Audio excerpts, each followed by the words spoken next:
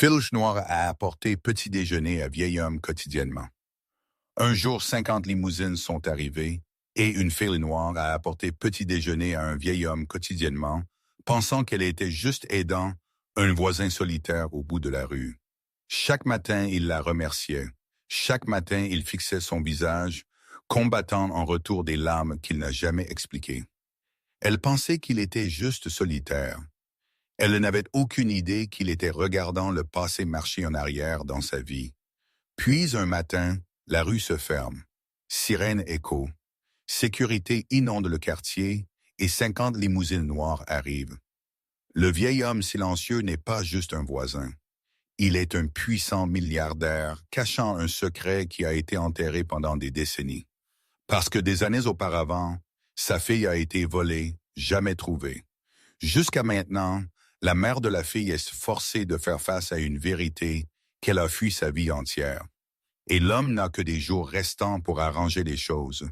Mais certains secrets guérissent et d'autres détruisent tout ce qu'ils touchent. Donc quand la gentillesse découvre une vérité si grande, cette réunion sauvera-t-elle une famille brisée?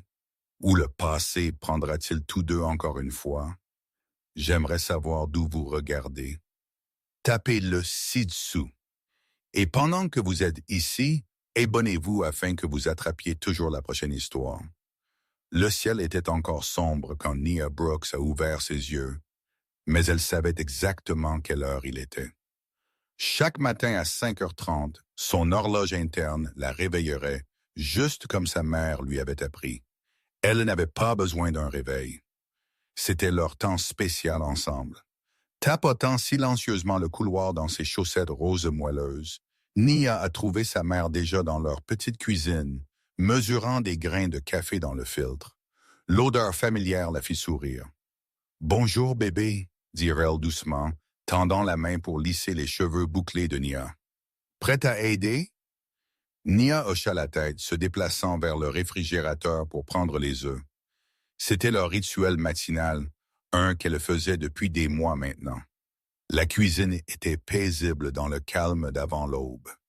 Juste le doux cliquetis de la cuisinière à gaz et le léger tintement des assiettes, tandis que mère et fille travaillaient côte à côte. « 2 œufs aujourd'hui ?» Nia demanda, connaissant déjà la réponse. C'était toujours 2 œufs brouillés juste comme il faut, pas trop secs. « C'est exact », Rochelle confirma, sortant 2 morceaux de pain de blé pour le grille-pain. « Et n'oublie pas trop de poivre. » Nia termina avec un sourire. Elle avait mémorisé exactement comment M. Whitmore aimait son petit déjeuner. Pendant qu'elle se travaillait, Rel fredonnait doucement une vieille mélodie gospel que sa propre mère avait l'habitude de chanter. Le son remplissait leur cuisine de chaleur, se mélangeant à la lumière grandissante de l'aube qui commençait à percer leurs rideaux. « Maman !» dit Nia, pliant soigneusement les œufs sur une assiette. « Pourquoi penses-tu que M. Whitmore vit tout seul dans cette grande maison? » Les mains de Rachel s'arrêtèrent brièvement, tandis qu'elle enveloppait une banane dans une serviette en papier. « Parfois, les gens portent des choses lourdes dans leur cœur, bébé. Parfois, être seul semble plus sûr. » Elle tendit la main vers le torchon propre qu'elles utilisaient pour envelopper le petit déjeuner. Mais c'est pourquoi la gentillesse compte tellement. Cela rappelle aux gens qu'ils ne sont pas vraiment seuls, même quand ils veulent l'être. Na demanda, observant les mouvements soigneux de sa mère. Surtout alors, la voix de Rel était douce mais ferme. « Rappelle-toi ce que je te dis toujours sur la gentillesse. » « C'est un devoir, pas une faveur, » Nia récita, se tenant un peu plus droite. Elle aimait la façon dont les yeux de sa mère se plissaient de fierté chaque fois qu'elle se souvenait de ses importantes leçons. Ensemble, elles enveloppèrent le petit déjeuner soigneusement, l'assiette chaude d'œufs et de toast, la banane et une serviette en papier, le tout emballé dans le torchon blanc propre. C'était comme emballer un cadeau chaque matin. Nia pensa. « Maintenant, vas-y, » Rochelle dit, tendant le paquet à Nia. « Droit là et droit retour. » L'air du matin était frais sur le visage de Nia, tandis qu'elle marchait dans la rue. La plupart des maisons étaient encore sombres, mais elle pouvait voir quelques lumières de cuisine s'allumer. D'autres familles commençant leur journée. La maison de M. Whitmore était tout au bout, en retrait des autres. C'était une grande maison, mais elle semblait fatiguée, comme si elle avait besoin de quelqu'un pour l'aimer.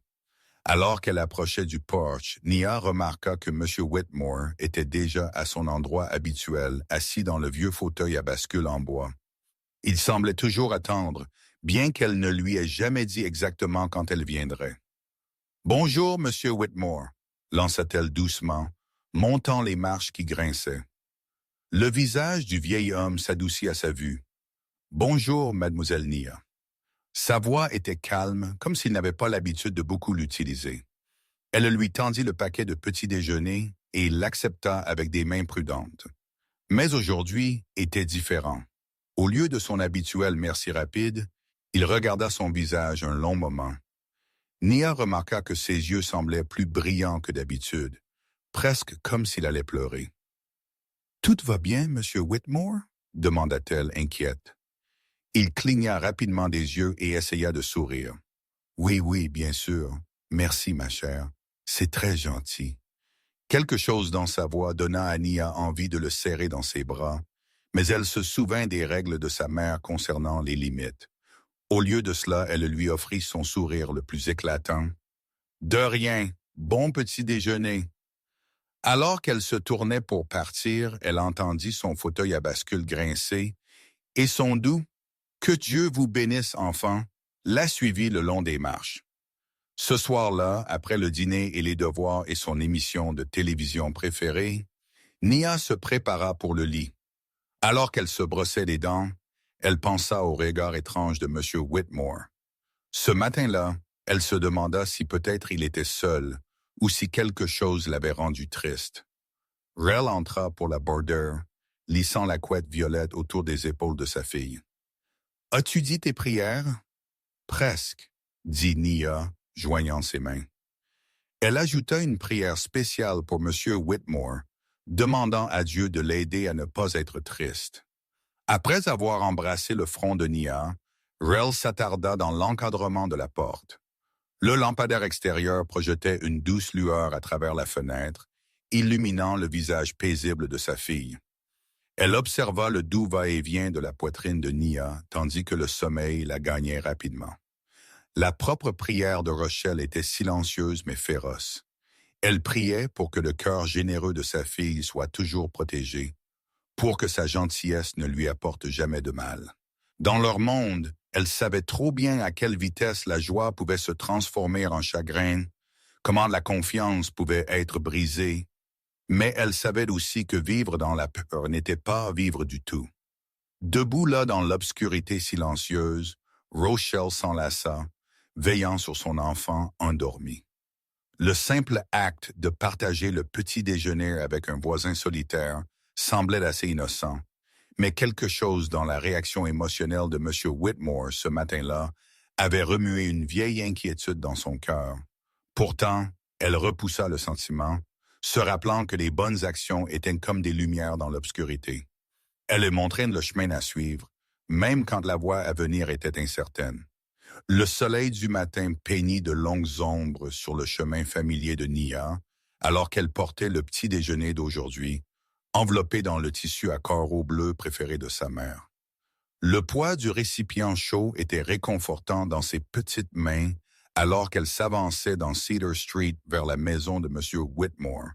Comme toujours, ses baskets faisaient de doux frottements sur le trottoir et les premiers oiseaux chantaient leur chant du matin. Aujourd'hui semblait différent, cependant. Quand M. Whitmore ouvrit sa porte, son attitude habituellement calme sembla changer.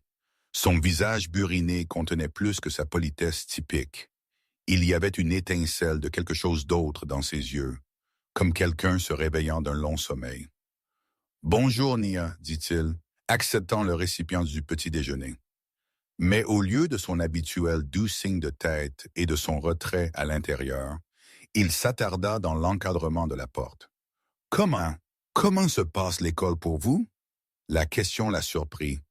Pendant tous les mois où elle avait apporté le petit déjeuner, ils n'avaient jamais vraiment parlé au-delà de simples salutations. « C'est bien, » répondit-elle, se balançant légèrement sur ses talons. J'aime beaucoup ma classe de sciences. Nous apprenons sur les papillons. Ses yeux se plissèrent au coin. Des papillons? Ce sont de belles créatures. Avez-vous une couleur préférée? Violet, dit Naya sans hésitation, s'animant dans la conversation. Maman dit que c'est la couleur de la royauté, mais je trouve juste que c'est joli. Quelque chose clignota sur le visage de M. Whitmore à la mention de sa mère. Ses mains se resserrèrent légèrement sur le récipient. Votre mère vous raconte-t-elle parfois des histoires de quand elle avait votre âge, sur son enfance? Nia secoua la tête, ses tresses se balançant. Pas vraiment. Maman ne parle pas beaucoup de quand elle était petite. Elle rigola à l'idée de sa mère forte et sérieuse étant enfant. Le son sembla surprendre M. Whitmore, son souffle se coupa, et elle remarqua que ses mains tremblaient légèrement. « Merci, Nia, » dit-il doucement, sa voix hésitante. « Vous êtes une très jeune femme spéciale, juste comme... » Et il s'arrêta, hochant rapidement la tête avant de rentrer. Après que la porte se soit refermée, Elias Whitmore se déplaça dans sa maison silencieuse avec détermination, son petit déjeuner oublié sur le comptoir de la cuisine. Dans son bureau, il s'agenouilla devant un vieux coffre-fort rangé sous son bureau. La combinaison vint à ses doigts automatiquement. 25 ans de mémoire musculaire. À l'intérieur gisait une boîte métallique, sa surface ternie par le temps. Ses mains tremblaient en soulevant le couvercle. Le contenu à l'intérieur racontait une histoire de chagrin et de recherche désespérée. Des coupures de journaux jaunis par l'âge. Des douzaines de photographies montrant une petite fille souriante aux yeux brillants et des rapports de police estampillés de lettres rouges épelant « disparu » en haut. Il toucha doucement une photo, traçant le contour d'un visage d'enfant qui avait hanté ses rêves pendant des décennies. À des kilomètres de là, dans le petit bureau d'assurance où elle travaillait, Rel Brooks pressa ses doigts sur ses tempes. Le mal de tête était apparu de nulle part, aigu et insistant. Elle ferma les yeux, essayant de se concentrer sur sa respiration comme son thérapeute lui avait appris. Mais au lieu du calme, un fragment d'autre chose traversa son esprit. L'air vif de l'hiver brûlant ses poumons, la prise de doigt inconnue sur son bras, le début d'un cri qui disparut dans l'obscurité. Le souvenir, si c'en était un, s'échappa comme de l'eau entre ses doigts, ne laissant qu'un sentiment d'inquiétude dans son sillage.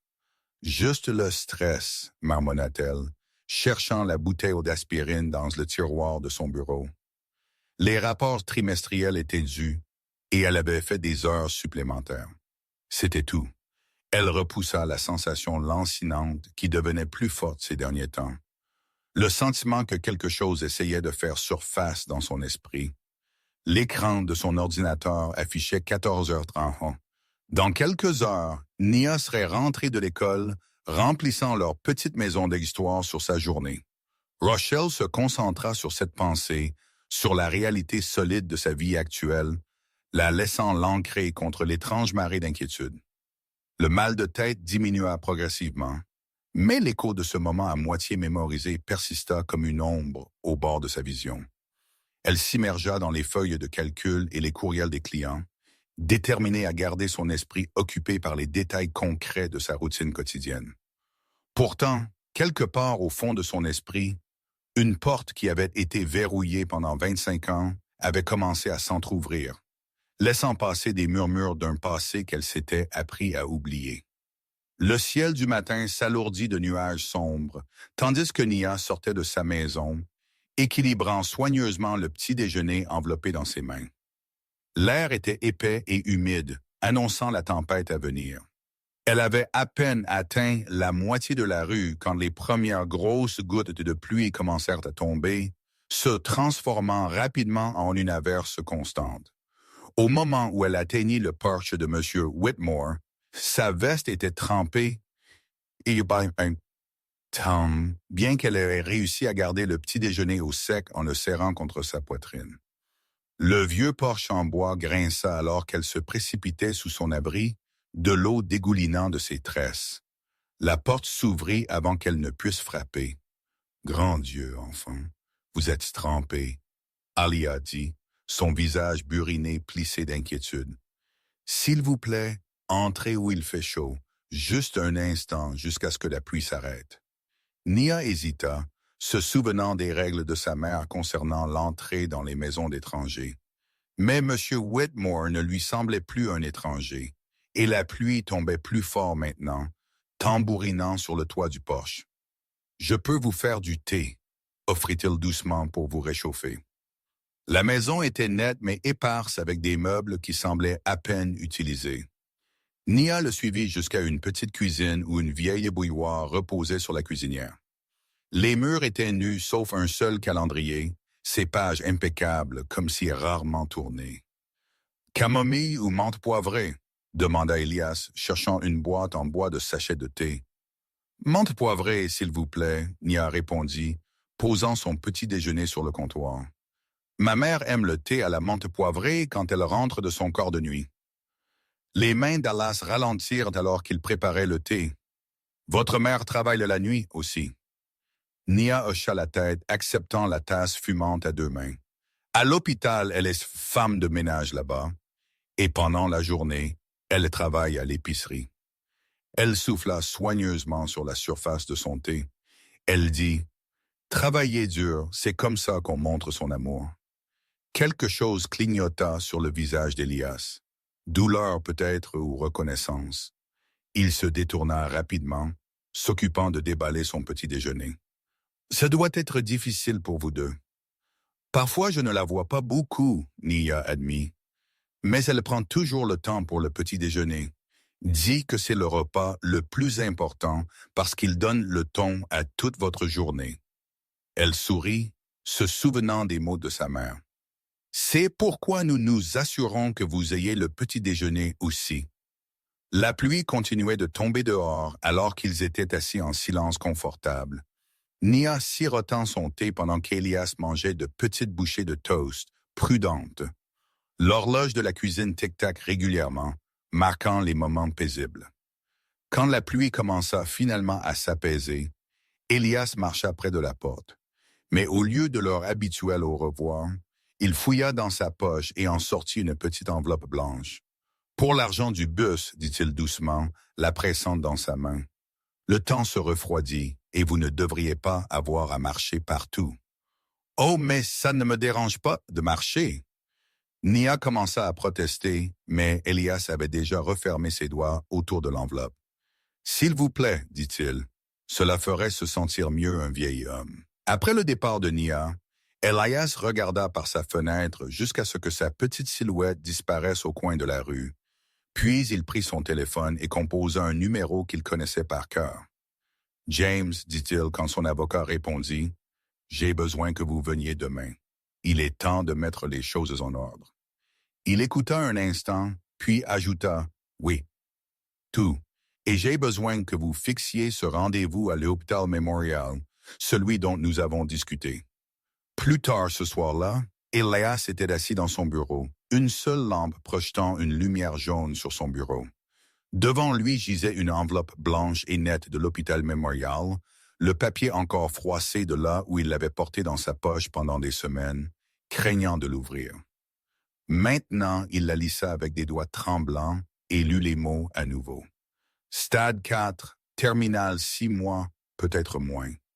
Le diagnostic n'était pas une surprise. Il savait que quelque chose n'allait pas depuis des mois, mais le voir en termes médicaux clairs le rendait réel. Final, ses mains ne tremblaient plus alors qu'il remettait le rapport dans son enveloppe. La peur qui l'avait empêché de prendre cette décision était partie, remplacée par une calme certitude. Le temps, qui avait semblé être son ennemi pendant tant d'années alors qu'il cherchait, était soudainement devenu précieux, limité. Mais peut-être, juste peut-être, c'était suffisant pour faire ce qui devait être fait. Dehors, par sa fenêtre, la pluie avait cessé. Les lampadaires projetaient de longues ombres sur son jardin avant, où de petites flaques d'eau reflétaient le ciel nocturne. Dans l'une de ces maisons au bout de la rue, une petite fille qui lui apportait le petit déjeuner tous les matins se préparait probablement à dormir. ignorant que son simple acte de gentillesse avait déplacé quelque chose de fondamental dans le monde. Alia resta à sa fenêtre longtemps, regardant l'eau s'écouler lentement du trottoir où les empreintes de Nia avaient été quelques heures auparavant. Le rapport médical reposait sur son bureau derrière lui, son message clair et final. Mais pour la première fois depuis des années, il ressentit quelque chose comme la paix. Le soleil de l'après-midi filtrait à travers les fenêtres de la cuisine alors que Rochelle rangeait le sac à dos de Nia, vérifiant les devoirs et les notes des professeurs. Ses doigts effleuraient quelque chose d'inhabituel, une enveloppe blanche et neuve glissée dans une poche latérale. Elle la sortit, son cœur manquant un battement en sentant son poids. « Nia » appela-t-elle, essayant de garder sa voix stable. « Pourrais-tu venir ici une minute? » Nia apparut dans l'encadrement de la porte, toujours vêtue de ses vêtements d'école, son expression passant de joyeuse à inquiète lorsqu'elle vit l'enveloppe dans la main de sa mère. « Oh, ça vient de M. Whitmore, » dit-elle doucement. « Pour l'argent du bus, dit-il. » Rochelle s'assit à la table de la cuisine, faisant signe à Nia de la rejoindre. La chaise en bois grinça alors qu'elle se penchait en avant, plaçant l'enveloppe entre elles. « Bébé, nous devons en parler, nous ne prenons pas d'argent d'étranger. »« Mais il n'est plus vraiment un étranger, maman. » Nia protesta, ses mains soigneusement croisées sur ses genoux. « Je lui apporte le petit déjeuner tous les matins depuis des semaines maintenant. »« C'est différent, » Rochelle dit, passant son pouce le long du bord scellé de l'enveloppe.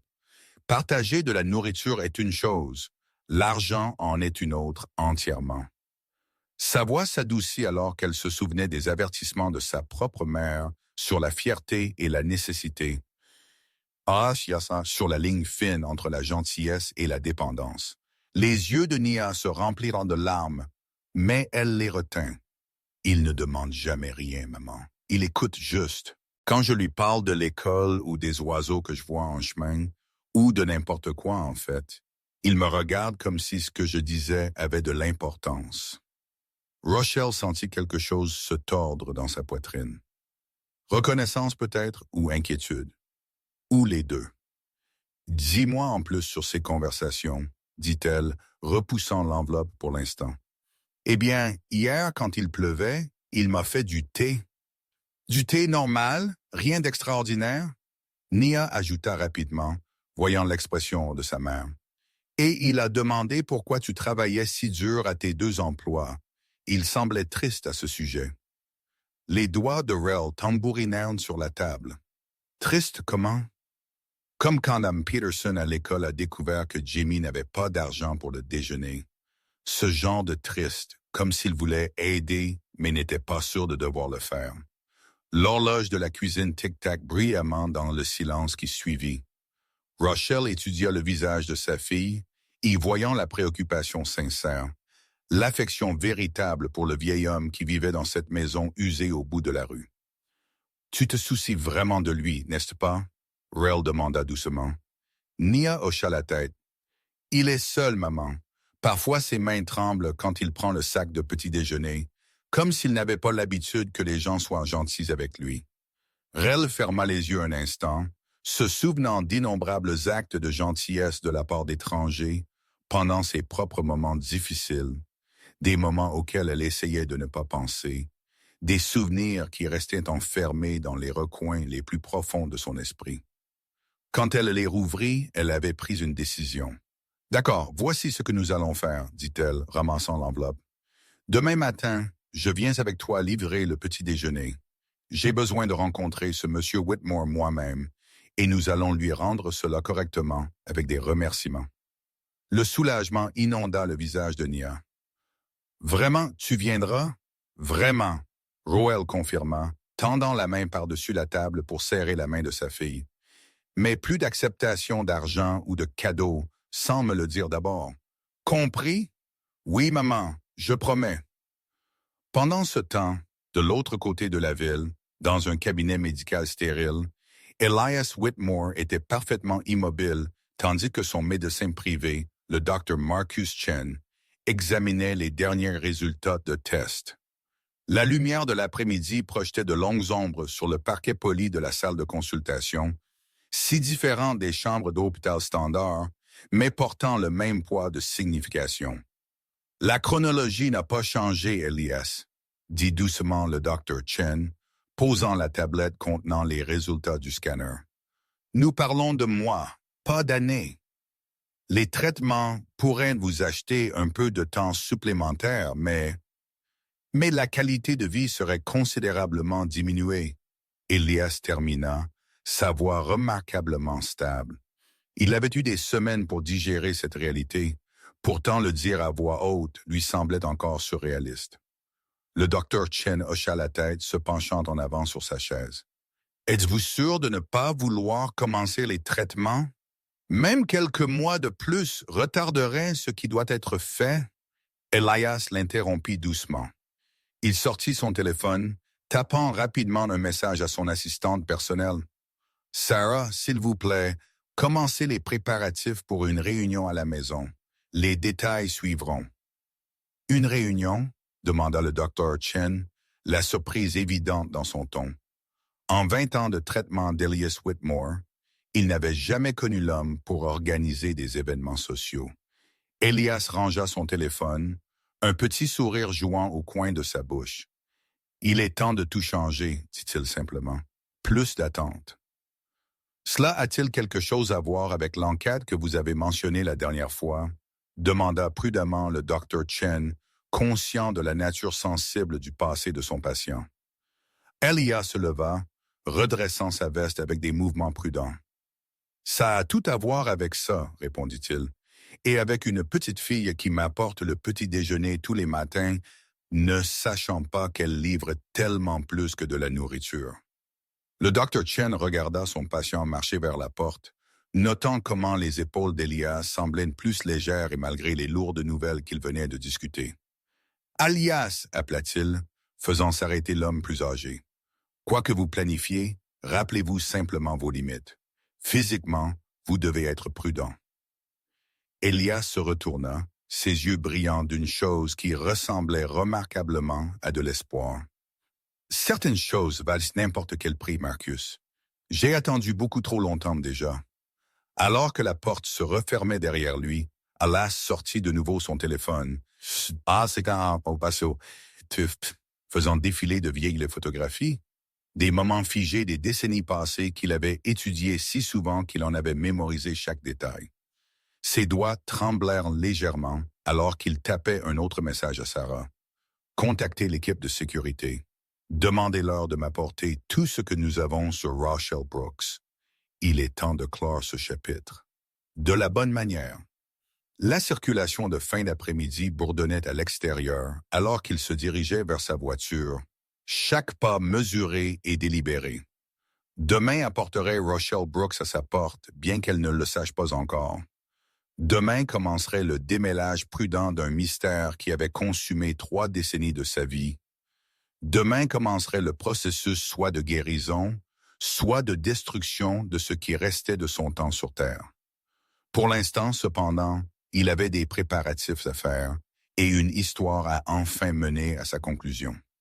Le matin se leva, vif et clair, avec de la rosée scintillante sur l'herbe comme des diamants éparpillés. Rochelle ajusta sa veste en jean usé, ses doigts lissant nerveusement le tissu alors qu'elle et Nia marchaient dans leur rue familière. La routine matinale semblait différente aujourd'hui, plus lourde en quelque sorte. « Tu te souviens de ce dont nous avons parlé? » Rochelle rappela à sa fille, sa voix portant un soupçon d'inquiétude. « Nous sommes juste voisins, rien de plus. » Nia hocha la tête, serrant le paquet de petits déjeuners familiers enveloppés dans le tissu. « Monsieur Whitmore est gentil, maman. Il aime juste entendre parler de ma journée. » Elles s'approchèrent de la maison usée au bout de la rue. La peinture s'écaillait des cadres de fenêtres et des buissons non taillés encombraient l'allée. Les pas de Rachel ralentirent à mesure qu'elles approchaient du porche, une lourdeur inexplicable s'installant dans sa poitrine. Nia s'élança sur les marches grinçantes avec le confort de la familiarité. Mais avant qu'elle ne puisse frapper, la porte s'ouvrit. Elias Whitmore se tenait dans l'encadrement de la porte, sa haute silhouette projetant une longue ombre sur le porche. Au moment où ses yeux rencontrèrent ceux de Rochelle, le temps sembla s'arrêter. Son visage se vida de couleur et ses mains agrippèrent le cadre de la porte si fort que ses phalanges blanchirent. Une série d'émotions traversa ses traits burinés. Choc, joie, chagrin et quelque chose de plus profond que Rochelle ne pouvait nommer. Ra. La syllabe mourut sur ses lèvres alors qu'il se ressaisissait. Ses mains tremblaient visiblement alors qu'il s'éclaircissait la gorge. « Bonjour », réussit-il, sa voix rauque d'émotion. Rochelle se sentit étrange, comme si l'air était soudainement devenu trop épais pour respirer. Une pression se forma dans sa poitrine, familière mais étrangère, comme un souvenir longtemps oublié essayant de faire surface. Elle pressa une main sur son sternum, essayant d'apaiser la sensation. « Bonjour, monsieur Whitmore », dit-elle poliment, bien que sa voix lui parût lointaine. « Je voulais rencontrer le gentilhomme que ma fille a visité. » Les yeux d'Elias ne quittèrent jamais son visage, buvant chaque détail comme s'il mémorisait une précieuse peinture. « Le plaisir est mien », répondit-il, sa voix à peine un murmure. « Votre fille, elle est très spéciale. » Nia, insensible à l'atmosphère chargée, tendit le paquet de petit déjeuner. « J'ai fait le toast moi-même aujourd'hui, monsieur Whitmore. » Ses mains tremblèrent alors qu'il acceptait le paquet, et un instant ses doigts effleurèrent ceux de Nia. Le simple contact sembla le calmer. « Merci, ma chère. Voulez-vous tous les deux entrer pour prendre le thé? » Rochelle secoua la tête, faisant un pas involontaire en arrière. Quelque chose dans le regard intense de cet homme la rendait instable, comme de se tenir trop près du bord d'une falaise. « Nous devrions y aller. J'ai du travail et Nia à l'école. » « Bien sûr, » Elias dit doucement, son expression baissant légèrement. « Peut-être une autre fois. » Rachel hocha la tête raidement et se détourna, tendant la main vers celle de Nia. Tandis qu'elle descendait les marches du porche, la voix d'Elias flotta derrière elle, si douce que cela aurait pu être le murmure des feuilles dans la brise du matin. « Je vous ai trouvé. » Merrill n'entendit pas les mots, déjà pressé de descendre le trottoir avec Nia à sa suite, essayant de dépasser l'étrange sensation de reconnaissance qui menaçait de la submerger. À l'intérieur de sa maison, Elias regarda par la fenêtre jusqu'à ce qu'elle disparaisse au coin de la rue. Ses mains tremblaient encore alors qu'il prenait son téléphone, composant un seul numéro en numérotation abrégée. « Marcus, dit-il au téléphone, sa voix maintenant ferme et résolue, « lancez le protocole 7.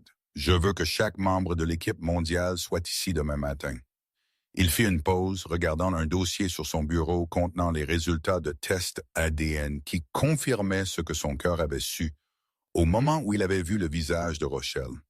Il est temps. Il mit fin à l'appel et s'affaissa dans sa chaise, l'émotion le submergeant finalement. Des larmes coulaient sur ses joues alors qu'il touchait le paquet de petits déjeuners que Nia avait apporté, encore chaud de leur cuisine. Après 25 ans de recherche, son enfant perdu vivait juste au bout de la rue, élevant sa propre fille avec la même gentillesse qui avait autrefois défini sa mère. Alors que le soir s'installait sur le quartier, des voitures commencèrent à arriver dans divers hôtels de la ville. Des véhicules discrets et coûteux transportant les employés les plus fiables d'Elias Whitmore.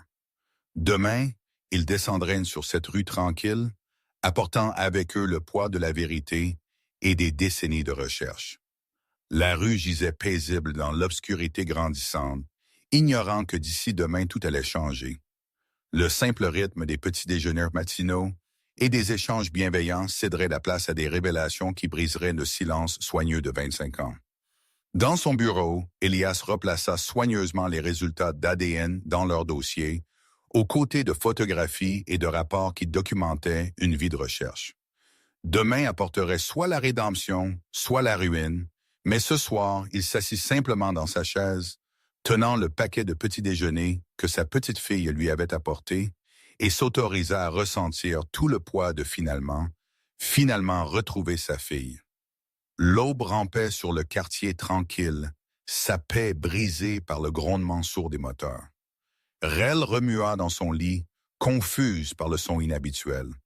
Le bruit devint plus fort, la tirant de l'étreinte du sommeil.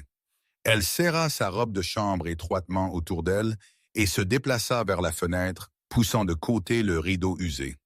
Son cœur manqua un battement. La rue familière s'était transformée du jour au lendemain. Des véhicules noirs s'étiraient aussi loin qu'elle pouvait voir. Des limousines élégantes aux vitres teintées, de grandes camionnettes marquées de logos de compagnies de sécurité et des camions de nouvelles télévisées avec des antennes paraboliques atteignant le ciel. Des hommes en costumes sombres et d'oreillettes se tenaient à chaque coin, parlant dans leurs poignets. « Maman !»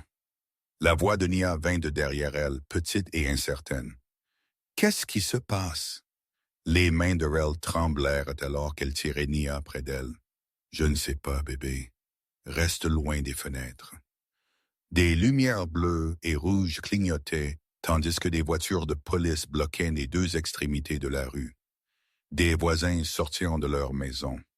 Des téléphones tenus haut pour enregistrer la scène. La lumière du matin attrapa le chrome et le polissage des véhicules, les faisant briller comme une invasion de scarabées noirs. Une foule se rassembla près de la maison d'Elias. Rel regarda, sa gorge serrée alors que la porte s'ouvrait. Vrai. L'homme qui en sortit n'était pas la figure calme et débraillée qu'elle connaissait. Elias Whitmore se tenait droit dans un manteau anthracite parfaitement ajusté, ses cheveux argentés soigneusement peignés, son maintien impérieux. Il se déplaçait avec détermination, flanqué d'hommes en costume qui dégageaient un chemin à travers la foule grandissante. « Ça ne peut pas être monsieur pour Whitmore », Nia chuchota, pressant son visage contre la fenêtre malgré l'avertissement de sa mère. Il a l'air si différent. La tête de Rachel battait, quelque chose dans sa posture, la façon dont il tenait ses épaules. Cela tirait sur des souvenirs qu'elle avait enterrés il y a longtemps. La pression dans sa poitrine revint, plus forte qu'avant. Un coup sec à la porte les fit sursauter toutes les deux. « Madame Brooks !» appela une voix professionnelle. « Monsieur May Whitmore demande votre présence à l'extérieur. » Maman, les yeux de Nia étaient grands ouverts d'inquiétude. Rochelle redressa ses épaules, essayant de projeter un calme qu'elle ne ressentait pas. « Habille-toi, bébé. Vite maintenant. » Elles s'habillèrent à la hâte. Rochelle dans sa meilleure robe de travail, Nia dans ses vêtements d'école. Quand elles ouvrirent leur porte d'entrée, 2 gardes de sécurité attendaient. L'air du matin était électrique, chargé d'anticipation et de peur. Les caméras flashèrent à leur apparition. Rel tira Nia derrière elle, la protégeant des objectifs. La foule s'écarta, créant un chemin vers l'endroit où Elias se tenait. Son visage, habituellement doux de gratitude, portait maintenant un autre type d'émotion, quelque chose de brut et de désespéré. Il s'avança, des microphones tendus vers lui de toutes directions. Sa voix, amplifiée par des haut-parleurs, roula à travers le quartier stupéfait. « Il y a 25 ans, ma fille m'a été volée. J'ai passé chaque jour depuis à chercher sans jamais perdre espoir. » Sa voix se brisa. Aujourd'hui, cette recherche se termine. Les genoux de Rochelle se dérobèrent. Le mal de tête explosa derrière ses yeux, apportant des éclairs de mémoire. Une aire de jeu, la voix d'un étranger, l'obscurité. Elle serra plus fort les épaules de Nia. « Rochelle, » dit Elias, sa voix douce maintenant, s'adressant directement à elle. « Tu n'avais que 5 ans quand ils t'ont emmenée. Ton vrai nom est Sarah Whitmore. » La foule haleta. Les caméras cliquèrent rapidement. Rachel sentit le sol s'incliner sous ses pieds. « Non, » murmura-t-elle, mais même en le niant, des portes verrouillées dans son esprit commencèrent à s'ouvrir. « Le nom de ta mère était Grace, » continua Elias, ses yeux ne quittant jamais son visage. Elle avait un tatouage de papillon sur le poignet. Tu adorais la glace à la fraise et tu avais peur des orages. Tu as disparu de Butterfly Park le 15 avril. Chaque détail frappa comme un coup physique. Rel se souvint du papillon, se souvint du rire d'une femme, se souvint du goût de la glace à la fraise un jour de printemps chaud. Elle se souvint d'avoir eu peur, tellement peur, et puis rien, des années de rien. Les tests ADN le confirment, dit Elias, sa voix portant à travers la rue maintenant silencieuse. Bienvenue à la maison, Sarah. Nia leva les yeux vers sa mère, confusion et inquiétude inscrites sur son jeune visage. Maman, est-ce vrai? Rochelle ne put répondre. Les souvenirs arrivaient plus vite maintenant. Une grande maison avec une porte rouge, une chambre pleine de jouets, un père qui lui lisait des histoires tous les soirs. Un père dont elle voyait maintenant clairement le visage dans l'homme debout devant elle. Le monde tournait. Les gardes de sécurité se déplacèrent rapidement alors que les jambes de Rochelle cédaient. Elle entendit le cri effrayé de Nia, sentit des mains fortes la retenir, vit Elias se précipiter. La dernière chose dont elle se souvint fut son visage, le visage de son père planant au-dessus d'elle, disant des mots qu'elle ne pouvait entendre tandis que la lumière du matin s'estompait et que le monde s'éteignait. La foule se précipita en avant, des journalistes criant des questions, des voisins appelant avec inquiétude. À travers tout cela, Nia resta figée, regardant le personnel médical sortir d'une des camionnettes, se précipitant aux côtés de sa mère. Elle sentit une main douce sur son épaule et leva les yeux pour trouver Hélas, son grand-père, la regardant avec des larmes aux yeux. La rue tranquille ne serait plus jamais la même. En l'espace d'un matin, leur vie simple s'était brisée comme du verre, les laissant debout au milieu des morceaux scintillants d'une vérité trop grande pour être comprise. Le soleil du matin filtrait à travers de lourds rideaux dans le bureau d'Elias Whitmore, projetant de longues ombres sur les tapis persans et les livres reliés en cuir. Rochelle était assise, rigide, sur une banquette antique, ses mains serrées sur ses genoux, tandis que Nia se pressait contre son flanc. La transformation de leur voisin âgé en cette présence imposante rendait la pièce familière étrangère et intimidante. Aya se tenait près de la cheminée, ses doigts traçant le bord d'un cadre en argent. Sa voix, quand elle vint enfin, était lourde d'émotion. « C'était le 3 décembre, il y a 25 ans. Tu jouais dans le jardin de notre maison au Connecticut. » Il tourna le cadre pour leur montrer une photographie fanée d'une petite fille noire, vêtue d'un manteau de laine rouge, construisant un bonhomme de neige. J'étais entré un instant pour répondre au téléphone. Le souffle de elle se coupa. L'image frappa quelque chose de profond en elle, un fragment de mémoire qu'elle avait enterré il y a longtemps. Ses mains commencèrent à trembler. Quand je suis ressorti, Elias continua, sa voix se brisant. Tu avais disparu, juste disparu. La police a trouvé de minuscules empreintes de pas dans la neige menant à des traces de pneus, mais la piste s'est refroidie à l'autoroute. Il posa le cadre soigneusement. J'ai engagé des détectives privés, offert des récompenses, cherché chaque piste, chaque possibilité. Pendant 25 ans, je n'ai jamais cessé de chercher. Non, chuchota Rochelle, puis plus fort. Non, vous mentez, elle se leva d'un bond, faisant sursauter Nia. Si vous avez cherché si fort, pourquoi ne m'avez-vous pas trouvé? Où étiez-vous quand je rebondissais entre les foyers d'accueil? Où étiez-vous quand j'avais 16 ans et que j'avais peur et que j'étais enceinte, sans personne vers qui me tourner? Sa voix monta à chaque question. Des années de douleur enfouies éclatant comme un volcan. Où étiez-vous quand j'ai dû abandonner l'école pour travailler à 2 emplois? Quand j'essayais de comprendre comment être mère sans modèle à suivre? Où étiez-vous alors? Elias n'essaya pas de se défendre. Il resta là, acceptant chaque accusation comme un coup physique. « Je vous ai trahi, dit-il simplement. Chaque jour, je vous ai trahi. » Nia regarda la scène se dérouler les yeux grands ouverts, son jeune esprit assemblant le puzzle de ses visites matinales.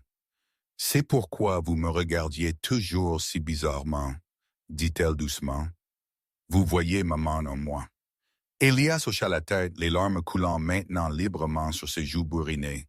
« Vos yeux, dit-il. Ils sont exactement comme ceux de votre mère. Le premier matin où vous avez apporté le petit déjeuner, J'ai cru voir un fantôme, mais j'avais besoin d'être sûr. J'ai fait faire des tests ADN discrètement. Un cheveu de votre manteau, une empreinte digitale du verre que vous avez utilisé. Je ne pouvais pas risquer de me tromper. Pas encore. Test ADN, la voix de Rel. La voix de Rel était dangereuse. Vous avez testé ma fille sans ma permission? Je devais savoir, Elias plaida. Et une fois que je savais avec certitude, je devais vous dire la vérité. Je suis en train de mourir, Rochelle. Un cancer. Il me reste des mois, peut-être moins. Je ne pouvais pas quitter ce monde sans que vous sachiez qui vous êtes, ce qui vous a été volé. Rochelle s'enfonça de nouveau sur la banquette, sa colère momentanément déplacée par le choc. Nia tendit la main vers celle de sa mère, la serrant fort. Qui je suis? Le rire de Rochelle était amer. Je sais qui je suis.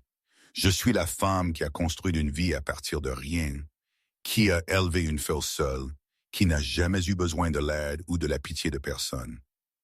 Vous êtes aussi Rochelle Elizabeth Whitmore, Elias dit doucement, seule héritière de Whitmore Industries, une fortune qui est légitimement vôtre, qui aurait dû être vôtre depuis le début.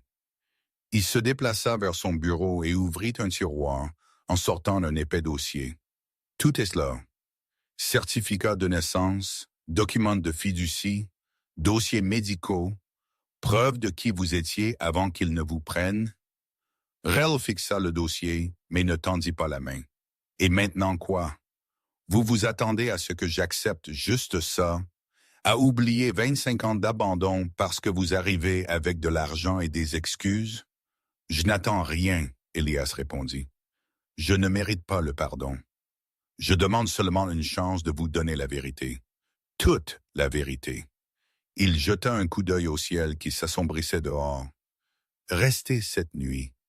Laissez-moi vous parler de votre mère. De la vie que vous aviez, la vie qui vous a été volée, non pour mon bien, mais pour votre propre paix. Nia leva les yeux vers sa mère, un visage plein d'espoir et d'inquiétude. S'il te plaît, maman, juste pour cette nuit. Rachel resta silencieuse un long moment, étudiant l'homme qui prétendait être son père. La colère brûlait encore, mais en dessous se trouvait autre chose, un besoin désespéré de comprendre, de remplir les pages blanches de son passé. Une nuit, dit-elle finalement, sa voix dure. Pas pour le pardon, pour des réponses. Elias hocha la tête, le soulagement et la gratitude inondant son visage fatigué. Il prit une petite clochette sur son bureau et la sonna une fois. Un membre du personnel en uniforme apparut presque instantanément. « Veuillez montrer à Madame Brooks et Nia les chambres d'amis de l'aile Est, instruisit-il, et faites préparer le dîner pour 19 h. » Alors qu'elle suivait le membre du personnel, Nia s'arrêta dans l'embrasure de la porte, regardant Elias. « Tous ces matins, dit-elle pensivement, quand je vous apportais le petit déjeuner, vous n'étiez jamais vraiment seul, n'est-ce pas? Vous aviez tout ça. » Elle désigna la grande maison autour d'elle. « J'avais tout, » Elias répondit doucement, « et rien qui comptait jusqu'à ce que vous commenciez à frapper à ma porte. » Rel ne dit rien, mais sa main se resserra sur l'épaule de Nia, alors qu'elle s'éloignait, laissant Elias debout dans son bureau, alors que le coucher de soleil peignait la pièce de nuances d'or et d'ombre. Le soleil du soir projetait de longues ombres à travers les fenêtres de la salle à manger d'Alas, alors que 3 couverts attendaient sur la massive table en acajou. Les verres en cristal captaient la lumière ambrée, créant de minuscules arcs-en-ciel sur la nappe blanche immaculée. La pièce semblait trop grande, trop formelle pour la délicate conversation sur le point de se dérouler. Rel était assise, rigide, sur sa chaise, ses doigts agitant la serviette en tissu sur ses genoux. Les révélations du jour l'avaient épuisée, mais des questions brûlaient dans son esprit, exigeant des réponses. Nia, entre sa mère et son grand-père nouvellement découvert, jetait des coups d'œil inquiets entre eux. « J'ai demandé au chef de préparer quelque chose de simple, » dit doucement Elias, rompant le silence tendu. « La cuisine réconfortante semblait appropriée. Une femme en uniforme noir soigné servit des bols fumants de soupe au poulet maison, du pain frais et une salade verte. L'arôme familier rappela à Rel quelque chose juste au-delà de sa portée, un souvenir essayant de faire surface. Je te faisais de la soupe au poulet quand tu étais malade, Elias dit, sa voix rauque d'émotion. La recette de ta mère. Tu ne voulais manger celle de personne d'autre. La cuillère de Rel claqua contre le bol. Je me souviens de quelque chose. Une couverture bleue, l'odeur de la soupe. Elle pressa ses doigts sur ses tempes. C'est comme essayer d'attraper de la fumée. Nia tendit la main vers celle de sa mère. C'est bon, maman. Prends ton temps. Elias les regarda, son cœur endolori par leur lien. Peut-être pourriez-vous me dire ce dont vous vous souvenez après que vous ayez été enlevé. Rel prit une profonde inspiration, ses épaules se redressant. J'avais 15 ans quand je me suis enfui du dernier foyer d'accueil. Les souvenirs d'avant sont brisés, des fragments, différentes maisons, différents noms, toujours en mouvement. Sa voix devint plus forte, plus stable. J'ai vécu dans la rue pendant un moment. J'ai trouvé du travail à faire la vaisselle. J'ai appris à me fondre dans le décor. Personne ne posait de questions si vous travailliez dur et restiez silencieux. Les yeux de Nia s'écarquillèrent. Elle n'avait jamais entendu ces histoires auparavant. Sa mère disait toujours que le passé était mieux laissé de côté. J'avais 17 ans quand j'ai obtenu mon GED. Rachel continua. J'ai travaillé pour aller au collège communautaire. J'ai changé légalement mon nom dès que j'ai pu. La peur. Elle fit une pause, avalant difficilement. La peur n'est jamais vraiment partie, toujours à regarder par-dessus mon épaule, ne restant jamais trop longtemps au même endroit. Jusqu'à Nia. Les mains d'Alas tremblèrent alors qu'il tendait la main vers son verre d'eau. Pendant que vous surviviez, je cherchais. Chaque détective privé, chaque piste, chaque observation possible. Il désigna la pièce opulente autour d'eux. J'ai construit Whitmore Industries à partir de rien, en me développant dans les systèmes de sécurité, la technologie de surveillance, les bases de données des personnes disparues. Tout ce que je faisais, chaque entreprise que j'acquérais visait à vous trouver. Mais vous ne m'avez pas trouvé, Rochelle dit sèchement. Tout votre argent, toutes vos ressources, et vous ne m'avez pas trouvé. Non, Elias admit, sa voix lourde de regret. Je vous ai trahi encore et encore. Je vous ai trahi jusqu'à ce que la gentillesse de votre fille vous amène directement à ma porte. Nia prit la parole, sa voix petite mais claire. C'est pourquoi vous me regardiez toujours si attentivement, parce que je vous rappelais maman. Elias hocha la tête, des larmes se formant dans ses yeux. Votre sourire, la façon dont vous penchez la tête quand vous réfléchissez, tellement comme votre mère à votre âge. Mais ce sont vos yeux qui m'ont dit la vérité. Vous avez les yeux de votre grand-mère. Le souffle de Rel se coupa. Ma mère. Je ne me souviens pas du tout d'elle. Sarah, Elias dit doucement. Son nom était Sarah. Elle est morte 2 ans après votre enlèvement. Les médecins ont dit que c'était une insuffisance cardiaque, mais vraiment, il s'essuya les yeux. Elle est morte de chagrin. Le silence qui suivit était lourd de perte. Na se leva et marcha vers un grand portrait sur le mur. Une belle femme noire aux yeux gentils assise dans un jardin. C'est elle, Alia confirma, votre grand-mère. Elle adorait les gardénias. Toute la maison sentait de gardénias. Rel ferma les yeux et soudain le souvenir olfactif était là. Des fleurs douces, un soleil chaud, des mains douces tressant ses cheveux. Un sanglot se forma dans sa gorge. Je vous ai cherché partout. Elias continua, sa voix se brisant. Chaque fille aux cheveux foncés, chaque correspondance possible. Je n'ai jamais arrêté.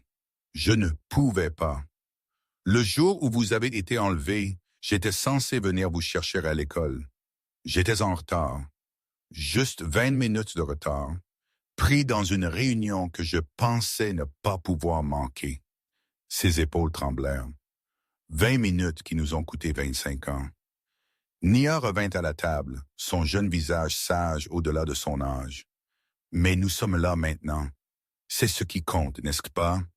Rachel regarda sa fille, cet enfant qui avait inconsciemment construit un pont à travers des décennies de douleur avec de simples actes de gentillesse, qui avait vu la solitude d'un vieil homme et tendu la main avec le petit déjeuner et la conversation, qui avait apporté de la lumière dans l'obscurité sans même le savoir. J'étais si en colère, Rachel chuchota, si en colère si longtemps, contre les gens qui m'ont enlevé, contre le système qui m'a trahi, contre les parents qui ne m'ont jamais trouvé. Elle regarda Alias, vraiment le regarda. Mais vous n'avez jamais arrêté de chercher. Jamais, confirma-t-il. Et je n'arrêterai jamais d'essayer de compenser mon échec ce jour-là. Le poids des décennies de pertes, de peur et de désir remplit la pièce. Mais en dessous, quelque chose d'autre bougeait. La possibilité de guérison, de compréhension, de pardon. Pas aujourd'hui, peut-être pas demain, mais un jour. Rochelle baissa les yeux vers la main burinée de son père posée sur la table.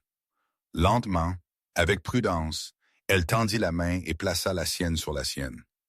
Le contact était léger, hésitant, mais il portait le poids des montagnes déplacées et des ponts construits.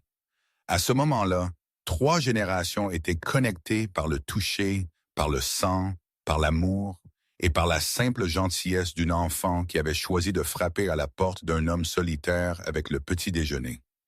Le soleil du matin peignit de douces ombres à travers le jardin privé d'Elias, un sanctuaire caché derrière sa maison patinée que peu connaissaient.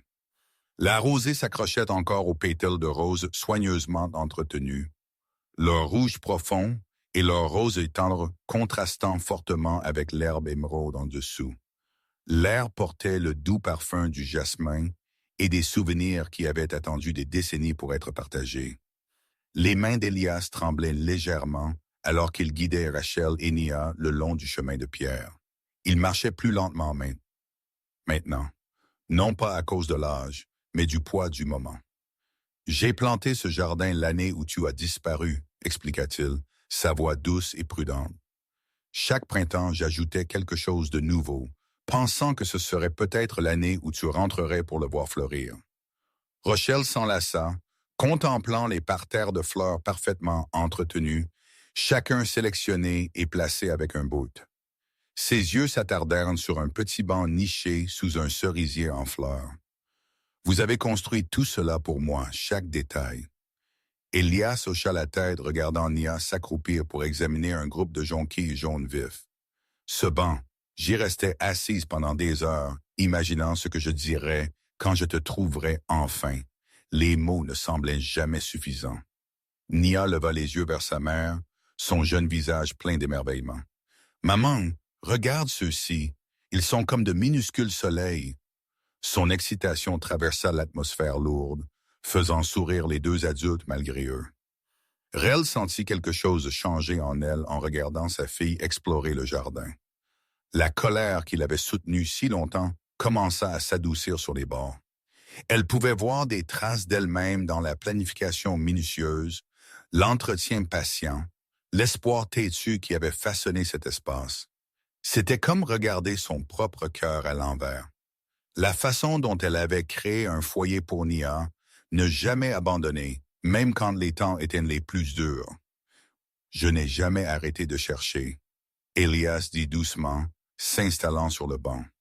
Chaque piste, chaque possibilité, je les ai toutes suivies. J'ai construit de la compagnie juste pour avoir les ressources pour chercher plus largement, creuser plus profondément. Il tapota l'espace à côté de lui, et après un instant d'hésitation, Rel s'assit. Je rêvais d'être retrouvée, admit-elle, regardant Nia examiner un papillon qui avait atterri à proximité. Mais après un certain temps, ça faisait trop mal d'espérer. C'était plus facile d'oublier, de devenir quelqu'un de nouveau. Le matin passa en conversation douce, ponctuée par les découvertes enchantées de Nia. Pendant quelques précieuses heures, elles existèrent dans une bulle, où les arrêts de vivre du passé semblaient moins dangereux à toucher. Rochelle se retrouva à partager de petits souvenirs qui avaient survécu. L'odeur du parfum de sa mère, le son du rire d'Alias quand il rentrait du travail, la façon dont il vérifiait toujours sous son lit pour les monstres.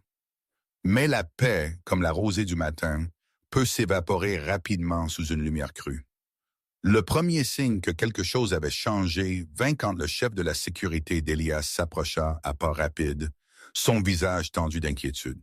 Il se pencha pour chuchoter à l'oreille d'Elias, et l'expression de l'homme plus âgé s'assombrit immédiatement. « Qu'est-ce qui ne va pas ?» Rel demanda, sentant déjà ses murs commencer à se reconstruire. Alias soupira lourdement. « L'histoire a fuité. C'est partout sur les réseaux d'information nationaux. » Il sortit son téléphone, lui montrant les tirs qui se propageaient déjà comme une traînée de poudre. Héritière Whitmore retrouvée après 25 ans et la fille longtemps perdue d'un milliardaire découverte vivant une vie modeste. Les mains de Rel commencèrent à trembler alors qu'elle faisait défiler les articles. Certains la peignaient comme une victime tragique. D'autres se demandaient si elle était une imposture cherchant fortune. Des photos de sa maison, de son lieu de travail, même de l'école de Nia apparurent à côté de spéculations sur sa vie et son caractère. « Non, non, non, murmura-t-elle, se levant brusquement. « Ce n'est pas, je ne peux pas. » Le matin paisible s'effrita autour d'elle, alors que la réalité s'écrasait de nouveau. La radio du chef de la sécurité crépita. « Monsieur Brooks est à la porte principale. Il est très insistant pour voir sa famille. » La tête de Nia se redressa vivement à la mention de son père. « Papa est ici. » L'arrivée de Marcus Brooks fut comme un front orageux arrivant. Il traversa le jardin, son attitude calme habituelle remplacée par une fureur à peine contenue. Ses yeux se fixèrent sur Rachel et Nia, les vérifiant pour tout signe de détresse.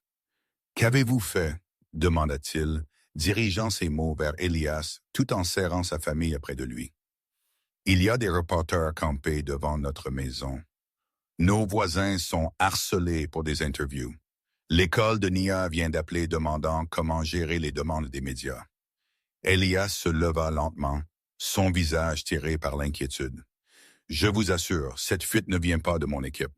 Nous sommes déjà en train de traquer la source. Vos assurances ne signifient rien pour moi. » Marcus le coupa. « Vous arrivez avec votre argent et votre influence, pensant que vous pouvez juste vous insérer dans nos vies. Nous étions heureux avant cela. Nous étions en sécurité. Marcus, s'il te plaît. » Rel toucha son bras, mais elle pouvait sentir la tension rayonner à travers lui. « Avez-vous vu ce qu'ils disent de vous en ligne? » Marcus sortit son téléphone, sa main tremblant de colère. « Ils décomposent chaque détail de votre vie. Notre vie. Certains vous appellent une chercheuse d'or.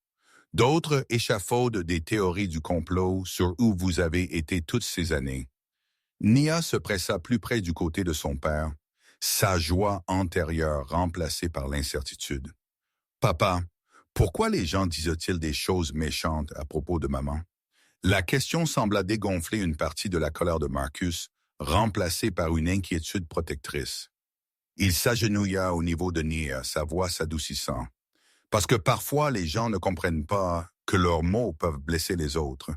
Mais nous allons protéger maman. » « D'accord. » Elias s'avança, son mouvement prudent et mesuré. « Monsieur Brooks, je comprends vos préoccupations. J'ai passé ma vie sous les feux des projecteurs. Je sais à quel point cette attention peut être cruelle. Laissez-moi aider à protéger votre famille d'elle. J'ai des ressources, de l'expérience. C'est exactement ce dont j'ai peur. » Marcus se redressa. « Vos ressources, votre expérience, votre monde, il va nous engloutir entièrement, et je ne laisserai pas cela arriver à ma famille. » Le jardin qui avait semblé si paisible quelques heures auparavant semblait maintenant rétrécir sous le poids de la confrontation. Les fleurs qui avaient représenté l'espoir témoignaient maintenant de la peur et de la colère protectrice, leur beauté oubliée face à la dure réalité. Rachel regarda entre les deux hommes, son passé et son présent, entrant en collision de manière qu'elle n'avait jamais imaginée. Les pas prudents vers la guérison qu'elle avait commencé à prendre ce matin-là semblaient maintenant comme danser sur des sables mouvants. Chaque titre de tabloïd, chaque question fouilleuse, chaque regard suspect menaçait de la ramener dans l'obscurité d'où elle avait passé des années à sortir. « J'ai besoin de temps, dit-elle finalement, sa voix coupant la tension. C'est trop vite. Les reporters, la spéculation, tout. » Elle se tourna vers Elias, voyant la douleur traverser son visage.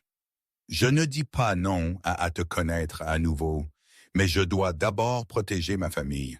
Ma vie maintenant. J'ai besoin de trouver un moyen de faire cela qui ne détruise pas tout ce que j'ai construit. » Le jardin tomba silencieux sauf pour le doux bruissement des feuilles dans la brise. Au-dessus d'eux, les nuages commencèrent à s'accumuler comme si la nature elle-même reflétait l'ambiance assombrissante.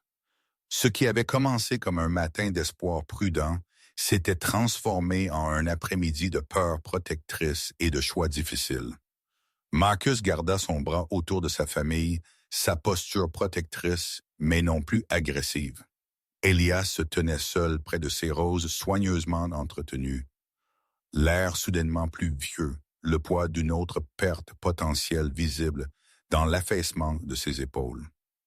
Et entre eux tous, Nia regardait avec la sagesse silencieuse des enfants, comprenant plus que ce que chacun d'eux réalisait sur les émotions complexes tourbillonnant autour d'elle, comme des feuilles d'automne dans une tempête. L'air du soir s'alourdit de tension, alors que l'obscurité s'installait sur l'aile de l'hôpital RE. Des machines bipaient régulièrement dans la suite privée d'Elias, leur lumière verte et bleue projetant d'étranges ombres sur les murs blancs et nus. Plus tôt ce jour-là, ce qui avait commencé comme une légère chute lors de sa promenade de l'après-midi s'était rapidement transformé en quelque chose de bien plus grave. Michel arpentait le sol impeccable, ses chaussures faisant de doux grincements contre les carreaux. Le son de la voix en colère de Marcus résonnait encore dans son esprit depuis leur dispute quelques heures auparavant. Il était parti en trombe, disant qu'il avait besoin de temps pour réfléchir. Maintenant, en regardant la poitrine d'Elias se soulever et s'abaisser sous la mince couverture d'hôpital, Rachel sentit son monde tourner hors de contrôle une fois de plus.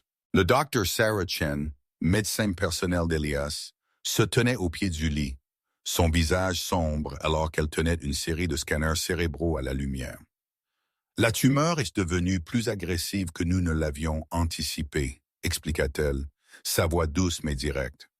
Nous devons opérer immédiatement. » « Mais il allait bien ce matin, murmura Rochelle, plus à elle-même qu'à quiconque. Elle arrêta de faire les 100 pas et agrippa la barre métallique du lit d'Elias jusqu'à ce que ses jointures blanchissent. Il nous montrait le jardin. Les tumeurs cérébrales peuvent être imprévisibles. Le docteur Chen dit, « Parfois les patients peuvent sembler parfaitement bien, n'est-ce pas, jusqu'à ce qu'ils ne le soient plus. » Elle abaissa les scanners et regarda directement Rochelle. « Il y a autre chose que vous devez savoir. L'emplacement de la tumeur, cela rend cette chirurgie extrêmement délicate. » Nia s'assit tranquillement dans un fauteuil de coin trop grand pour elle, ses petites mains croisées sur ses genoux. Elle regardait les adultes avec de grands yeux inquiets, absorbant chaque mot, même si une partie était au-delà de sa compréhension. « Qu'est-ce que vous ne me dites pas? » demanda Rochelle, sa voix se brisant. Le docteur Chen prit une profonde inspiration. La chirurgie elle-même comporte des risques importants. Mais même si elle réussit à enlever la tumeur, il y a une très réelle possibilité que cela puisse affecter sa mémoire. Nous pourrions lui sauver la vie. Mais elle fit une pause, choisissant ses mots avec soin.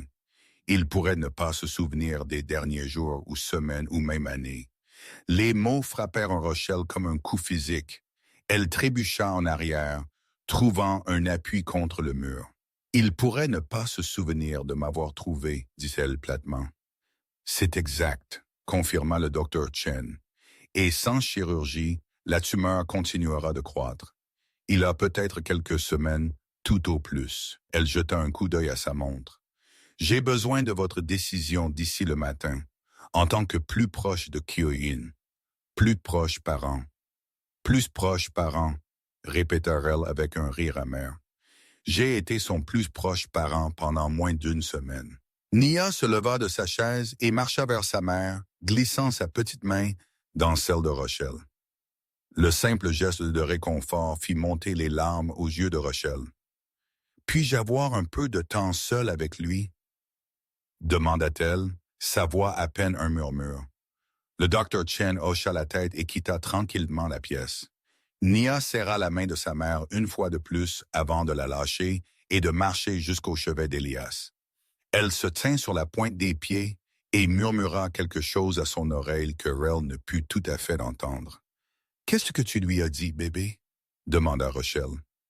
Nia se retourna, son visage sérieux mais paisible. « Je lui ai dit que je lui apporterais toujours le petit déjeuner tous les matins, quoi qu'il arrive, même s'il oublie qui nous sommes. » Elle regarda de nouveau Elias. Peut-être que les œufs et le pain grillé l'aideront à se souvenir. Rel sentit quelque chose se briser dans sa poitrine. Elle traversa la pièce et tira près dans une étreinte serrée, laissant ses larmes couler librement maintenant. Toute la colère qu'elle avait retenue, toutes les années de peur et de ressentiment, semblèrent s'écraser contre ce moment de choix impossible. « Je ne sais pas quoi faire, » amit-elle, parlant dans les cheveux de sa fille.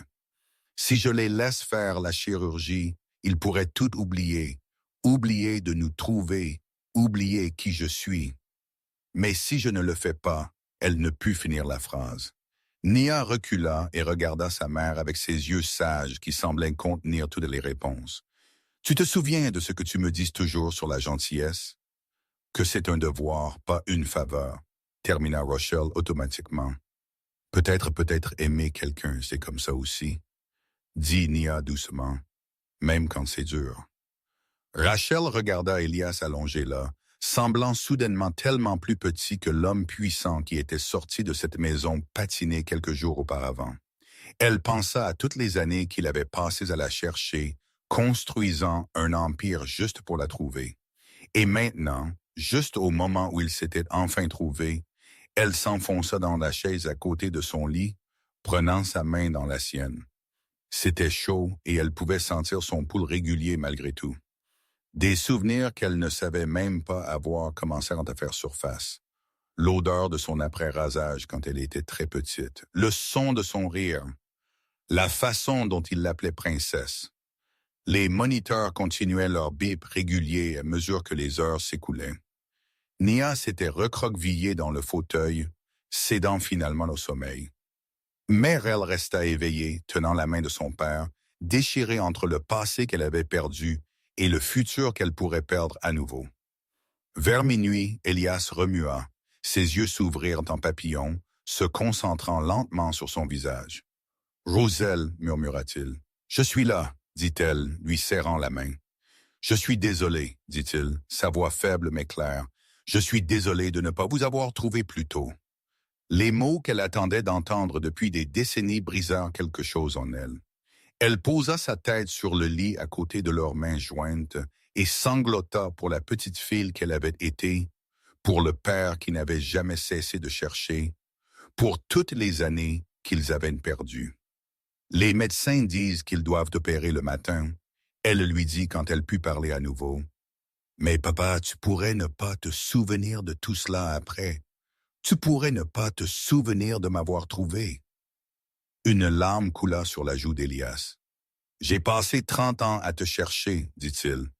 Même si j'oublie, mon cœur te connaîtra. Il l'a toujours fait. » Rachel resta à ses côtés toute la nuit, regardant l'horloge se rapprocher du matin. Nia se réveilla avant l'aube, comme elle le faisait toujours, et vint se tenir à côté d'eux. Ensemble, ils regardèrent le soleil se lever à travers la fenêtre de l'hôpital, peignant le ciel de nuances de rose et d'or. Quand le Dr. Chen revint à 7 heures pile, Rochelle était prête avec sa réponse. Elle avait fait son choix, non par âge ou par amour, mais par quelque chose de plus profond. La même force tranquille qui l'avait aidée à survivre toutes ces années, la même sagesse que sa fille montrait chaque matin avec une simple livraison de petit déjeuner. L'équipe chirurgicale commença ses préparatifs, efficaces et concentrés. Alors qu'il poussait Elias vers la salle d'opération, Nia tendit la main et toucha sa main une dernière fois. « N'oublie pas le petit déjeuner, murmura-t-elle. Je t'attendrai. » Le matin arriva comme une lourde couverture, épais de tension et de peur inexprimée. Rochelle s'assit dans la salle d'attente stérile de l'hôpital, les dures lumières fluorescentes rendant tout trop lumineux, trop réel. Ses doigts traçaient les bords d'encore un autre formulaire de consentement, le 5e qu'elle avait dû signer au cours de la dernière heure. L'encre noire semblait la marquer de sa permanence, chaque signature ressemblant à la fois à une promesse et à une trahison. Madame Brooks, une infirmière en tenue chirurgicale bleu pâle, s'approcha avec un autre presse-papier. Juste un formulaire de plus pour le protocole d'anesthésie. La main de Rachel trembla alors qu'elle tendait la main vers le stylo. Les mots sur la page se brouillaient, des termes médicaux nageant devant ses yeux. Risque de réaction indésirable, complications possibles, perte de mémoire. Chaque phrase ressemblait à un coup de poing dans son ventre. Marcus se tenait à côté d'elle, sa présence solide l'ancrant dans la réalité. Il avait été silencieux toute la matinée, la regardant lutter avec des décisions qu'aucune fille ne devrait avoir à prendre. La colère qui avait flambé dans ses yeux hier s'était adoucie en quelque chose de plus doux, de plus compréhensif. « Hé !» dit-il doucement, plaçant sa main sur son épaule. « Tu n'as pas à faire ça seul. » Des larmes montèrent aux yeux de Rochelle. « Je viens juste de le trouver, Marcus. Et si? » Elle ne put finir la phrase, mais son poids planait dans l'air entre eux. Marcus s'agenouilla devant sa chaise, prenant ses 2 mains dans les siennes. « Regarde-moi, Rachel. » Sa voix était stable, certaine. « Quoi qu'il arrive là-dedans, nous sommes une famille. Nous tous, même lui. » L'admission lui coûta quelque chose. Elle pouvait le voir à la façon dont sa mâchoire se serrait. Mais il pensait chaque mot. C'était la première fois qu'il reconnaissait Elias comme autre chose qu'une menace à leur stabilité. Au bout du couloir, Nia était assise en tailleur sur une chaise de coin, ses petites mains jointes en prière. Elle n'avait pas cessé de prier depuis l'aube. Ses mots murmurés, un rythme constant. « S'il te plaît, que papy se souvienne. S'il te plaît, qu'il aille bien. » La salle d'attente se remplit lentement à mesure que le matin rampait vers midi. L'équipe médicale d'Elias arriva par vagues, des spécialistes du monde entier, chacun portant des tablettes remplies de scanners et de graphiques. Ils parlaient à voix basse des approches chirurgicales et des plans d'urgence. Un grand médecin aux yeux gentils s'approcha de Rochelle. « Madame Brooks, nous sommes prêts à commencer à préparer votre père pour la chirurgie. Voudriez-vous le voir avant que nous commencions? » Rachel hocha la tête, incapable de parler. Marcus lui serra la main avant de la lâcher. « Nous serons juste ici, » promit-il. La marche vers la salle préopératoire semblait interminable. Chaque pas résonnait sur les sols polis, marquant un temps qui semblait soudain trop précieux pour être gaspillé. Quand elle entra, Elias était déjà en blouse d'hôpital, l'air en quelque sorte plus petit contre les draps blancs. « C'est ma fille, » dit-il doucement, tendant la main vers la sienne.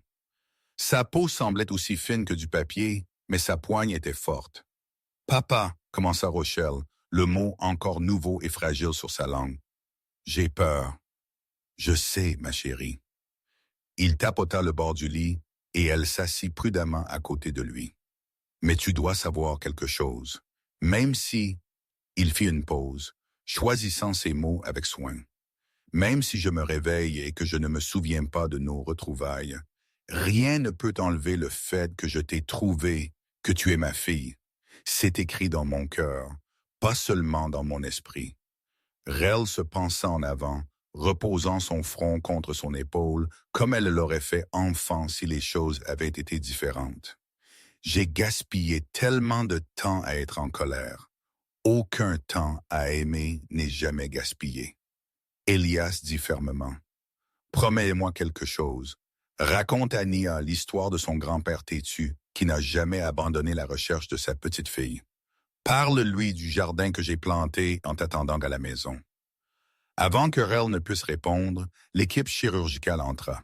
C'était l'heure. Elle embrassa son front, inhalant la légère odeur de son après-rasage, mémorisant le moment. De retour dans la salle d'attente, les heures s'étiraient comme du caramel mou.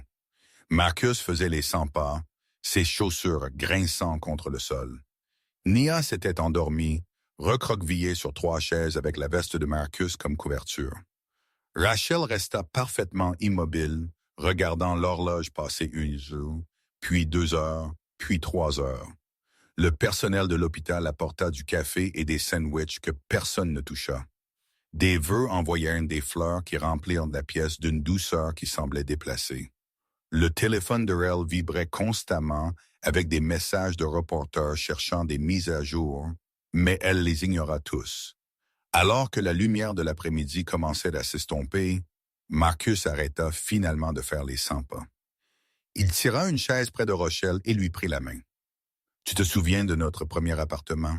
demanda-t-il soudainement.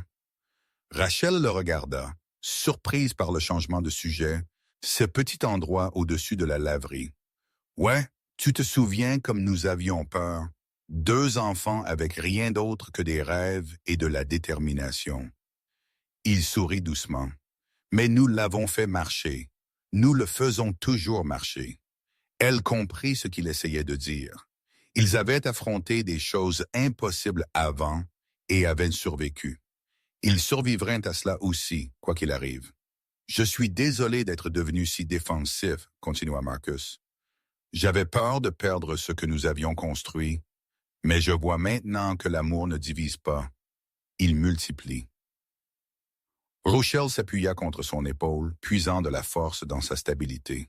« Quand es-tu devenu si sage? » À peu près au même moment où j'ai réalisé que protéger notre famille signifie parfois la laisser grandir. À 17h17, les doubles portes au bout du couloir s'ouvrirent. Le chirurgien émergea, portant toujours sa Charlotte, son visage soigneusement neutre.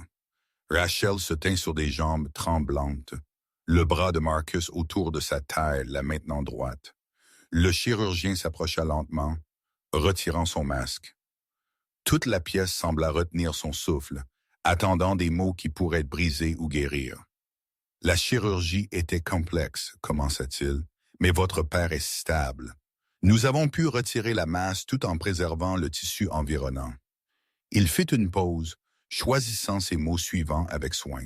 « Les prochaines 24 heures seront critiques, mais il y a des raisons d'espérer. » Rel sentit ses genoux fléchir légèrement. Espoir. Ce n'était pas la certitude, mais c'était quelque chose à quoi s'accrocher, quelque chose sur quoi bâtir. Le bras de Marcus se resserra autour de sa taille, soutenant son poids alors que le soulagement inondait son corps. Nia s'éveilla de son sommeil, clignant des yeux avec confusion.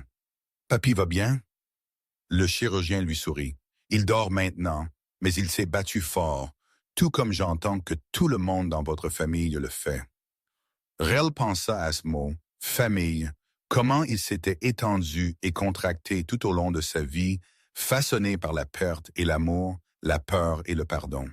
Maintenant, il grandissait à nouveau, faisant de la place pour de nouvelles possibilités, de nouvelles guérisons, de nouvel espoir. Le bip régulier des moniteurs médicaux remplissait la salle d'hôpital stérile. Rachel Brooks était assise dans une chaise en plastique inconfortable, son corps tendu mais refusant de quitter le côté de son père. Elias Whitmore gisait immobile dans le lit de l'hôpital, des subs et des fils le reliant à diverses machines qui suivaient ses signes vitaux. La chirurgie était terminée il y a 4 heures, mais il n'avait pas bougé depuis.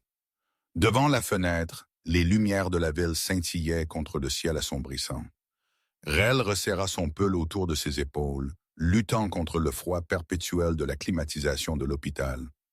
Ses yeux traçaient les lignes du visage d'Elias, familière maintenant, d'une manière qui ravivait des souvenirs longtemps enfouis. « Les médecins disent que vous avez bien fait, » murmura-t-elle, sa voix rauque d'heures d'inquiétude. « Ils sont pleins d'espoir, mais ils ne sauront pas à propos. » Elle ne put finir la phrase. La possibilité qu'il puisse se réveiller sans se souvenir d'elle était trop douloureuse à exprimer. Marcus avait ramené Nia à la maison il y a 1 heure, promettant de la ramener à l'aube. Leur fille avait été réticente à partir, son petit visage pincé d'inquiétude alors qu'elle embrassait la joue de son grand-père pour lui dire au revoir. J'apporterai votre petit déjeuner demain. Nia lui avait promis doucement, juste comme toujours. Rochelle tendit la main vers le sac en cuir usé à côté de sa chaise. À l'intérieur se trouvait un petit album photo qu'elle avait apporté de chez elle, l'une des rares possessions qu'elle avait réussi à conserver à travers des années de déménagement. Ses mains tremblèrent légèrement alors qu'elle l'ouvrait. « Je ne sais pas si vous pouvez m'entendre, » commença-t-elle, « mais il y a des choses que je veux vous dire, des choses dont je me suis souvenu, même si j'ai essayé si fort d'oublier. » Elle tourna à la première page où un dessin au crayon était soigneusement conservé derrière du plastique. « J'ai dessiné cela quand j'avais 6 ans. C'est notre vieille maison. La jaune avec la porte rouge. Vous disiez que la porte était si brillante pour que vous ne perdiez jamais votre chemin vers la maison. » Son doigt traça le gribouillis enfantin en bas pour papa. Le souvenir lui fit monter les larmes aux yeux, mais elle les écarta en clignant des yeux et continua. « Il y avait une balançoire dans le jardin arrière. Vous l'avez construite vous-même, même si maman disait que nous pouvions juste en acheter une. Vous avez passé 3 week-ends à la rendre parfaite. » La voix de Riley devint plus forte à mesure qu'elle parlait. « Chaque dimanche, vous me poussiez si haut que je pensais pouvoir toucher les nuages. Je n'avais pas peur parce que je savais que vous ne me laisseriez jamais tomber. » Les moniteurs bipaient régulièrement alors qu'elle tournait une autre page. Celle-ci contenait un talon de billets fané d'une fête foraine. « Vous vous souvenez de la foire d'été? J'avais 8 ans et vous m'avez laissé monter à la grande roue 5 fois de suite. Nous avons mangé de la barbe à papa jusqu'à ce que nos langues deviennent bleues et vous m'avez gagné cette ridicule girafe en peluche qui était plus grande que moi. » Une infirmière entra pour vérifier les signes vitaux d'Elias, se déplaçant tranquillement autour du lit. Rochelle fit une pause jusqu'à ce qu'elle parte, puis continua son récit. Chaque souvenir semblait en déverrouiller un autre, s'écoulant comme de l'eau d'un barrage brisé. Il y avait cette berceuse que vous chantiez. Je ne pouvais pas me souvenir des mots pendant si longtemps, mais aujourd'hui ils me sont revenus. Sa voix s'adoucit alors qu'elle fredonnait quelques notes. Quelque chose à propos de rayons de lune et de lumière d'étoiles. Vous la chantiez chaque nuit, même après que j'ai dit que j'étais trop vieille pour les berceuses. Elle bougea dans sa chaise, tendant la main pour toucher la sienne. Sa peau était fraîche contre ses doigts chauds. Le jour où c'est arrivé, vous étiez censé venir me chercher à l'école. J'ai attendu sur les marches pour toujours, de plus en plus inquiète. Maintenant, je sais que vous me cherchiez frénétiquement dans la ville. Mais à l'époque, une voix se brisa. À l'époque, je pensais que vous m'aviez oublié. La nuit s'épaissit devant la fenêtre. Le personnel de l'hôpital passa tranquillement dans le couloir, leurs ombres glissant sur le sol. Rel sortit une autre photo. Celle-ci montrant une petite fille en robe bleue à qui il manquait ses dents de devant. C'était mon premier récital de piano. J'ai joué Scintille, scintille, petite étoile, et j'ai gâché la partie du milieu. Mais vous avez applaudi plus fort que quiconque. Vous m'avez dit que c'était la meilleure version que vous ayez jamais entendue. Elle plaça la photo sur sa couverture. J'ai repris des leçons de piano au lycée. Noms différents, villes différentes, mais je me souvenais encore comment vous m'aviez appris à positionner mes mains. Les heures passèrent alors que Rachel continuait à lire à travers son enfance, partageant des morceaux de leur passé commun qui avaient survécu malgré tout. Elle lui parla de la cabane dans les arbres qu'il avait prévu de construire, des traditions de crêpes du samedi matin, de la façon dont il vérifiait toujours sous son lit pour les monstres. « J'étais si en colère quand je vous ai revu pour la première fois, » admit-elle dans la pièce silencieuse. « En colère que vous viviez juste au bout de la rue. En colère que vous m'ayez trouvé à travers Nia au lieu d'il y a des années. Mais maintenant, elle lui serra la main doucement. Maintenant, je comprends que vous n'avez jamais cessé de chercher. Vous ne m'avez jamais oublié. » La nuit s'étira, marquée par les visites régulières des infirmières et le rythme constant de l'équipement de surveillance. La voix de Rachel devint rauque, mais elle continua de parler, craignant que le silence n'engloutisse les souvenirs qu'elle s'était enfin permis de récupérer. Nia me rappelle tellement moi-même à cet âge, dit-elle doucement. Elle a le même cœur, la même façon de prendre soin des gens qui viennent de vous. Je pense que c'est votre héritage, même si nous avons été séparés si longtemps. Elle jeta un coup d'œil à sa montre.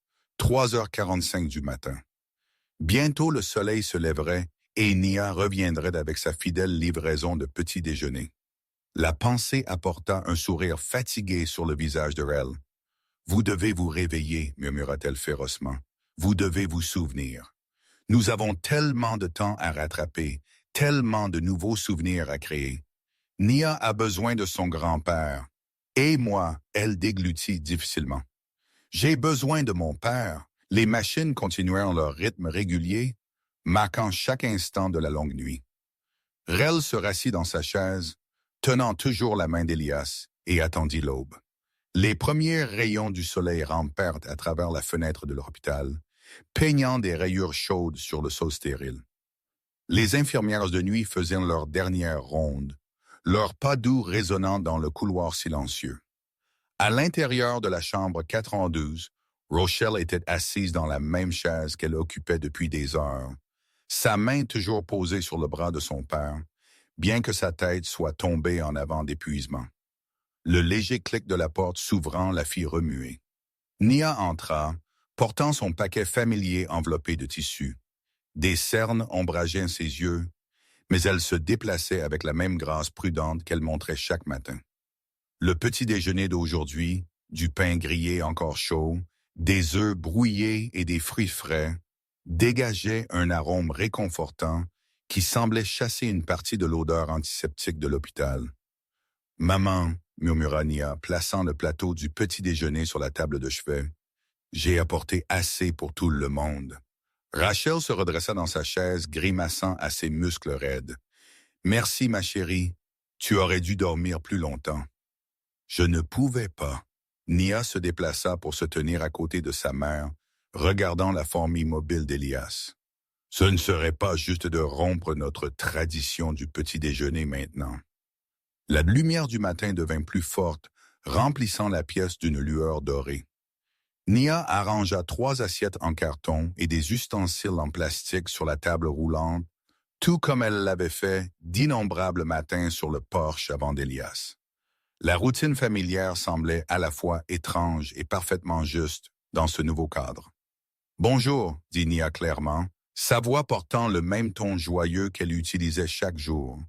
Elle ne parlait à personne en particulier. C'était simplement une partie de son rituel, aussi naturel que respirer. Un changement subtil ondula dans la pièce. Les doigts d'Elias tressaillirent contre les draps blancs de l'hôpital. Ses paupières papillonnèrent, luttant contre le poids de l'anesthésie et de l'épuisement. Rel se pencha en avant, son cœur battant si fort qu'elle pouvait à peine respirer. Lentement, douloureusement lentement, Elias ouvrit les yeux. Pendant un instant, la confusion obscurcit son visage. Il cligna des yeux plusieurs fois, son regard errant dans la pièce inconnue. Les machines bipaient régulièrement, marquant chaque seconde d'incertitude. La poigne de Rel se resserra sur son bras, la peur lui serrant la gorge. Puis les yeux d'Elias trouvèrent Nia.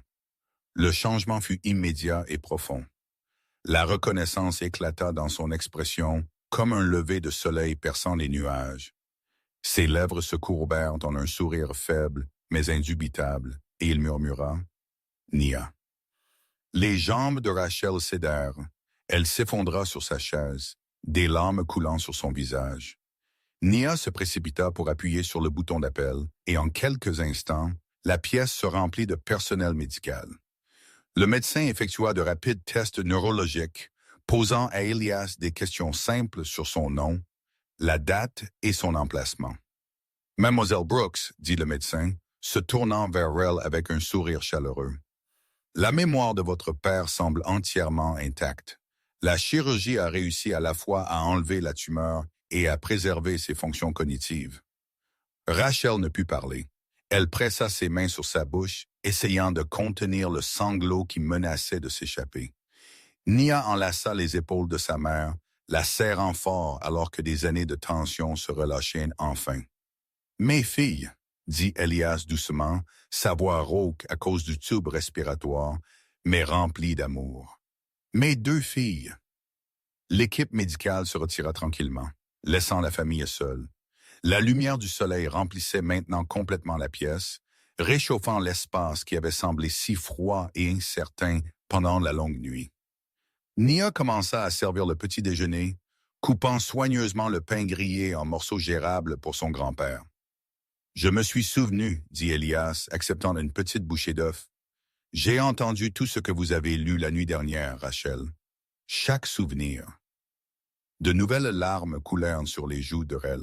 « Vous n'étiez pas censé être conscient encore. »« Je n'étais pas complètement réveillé, admit-il, mais j'ai entendu votre voix.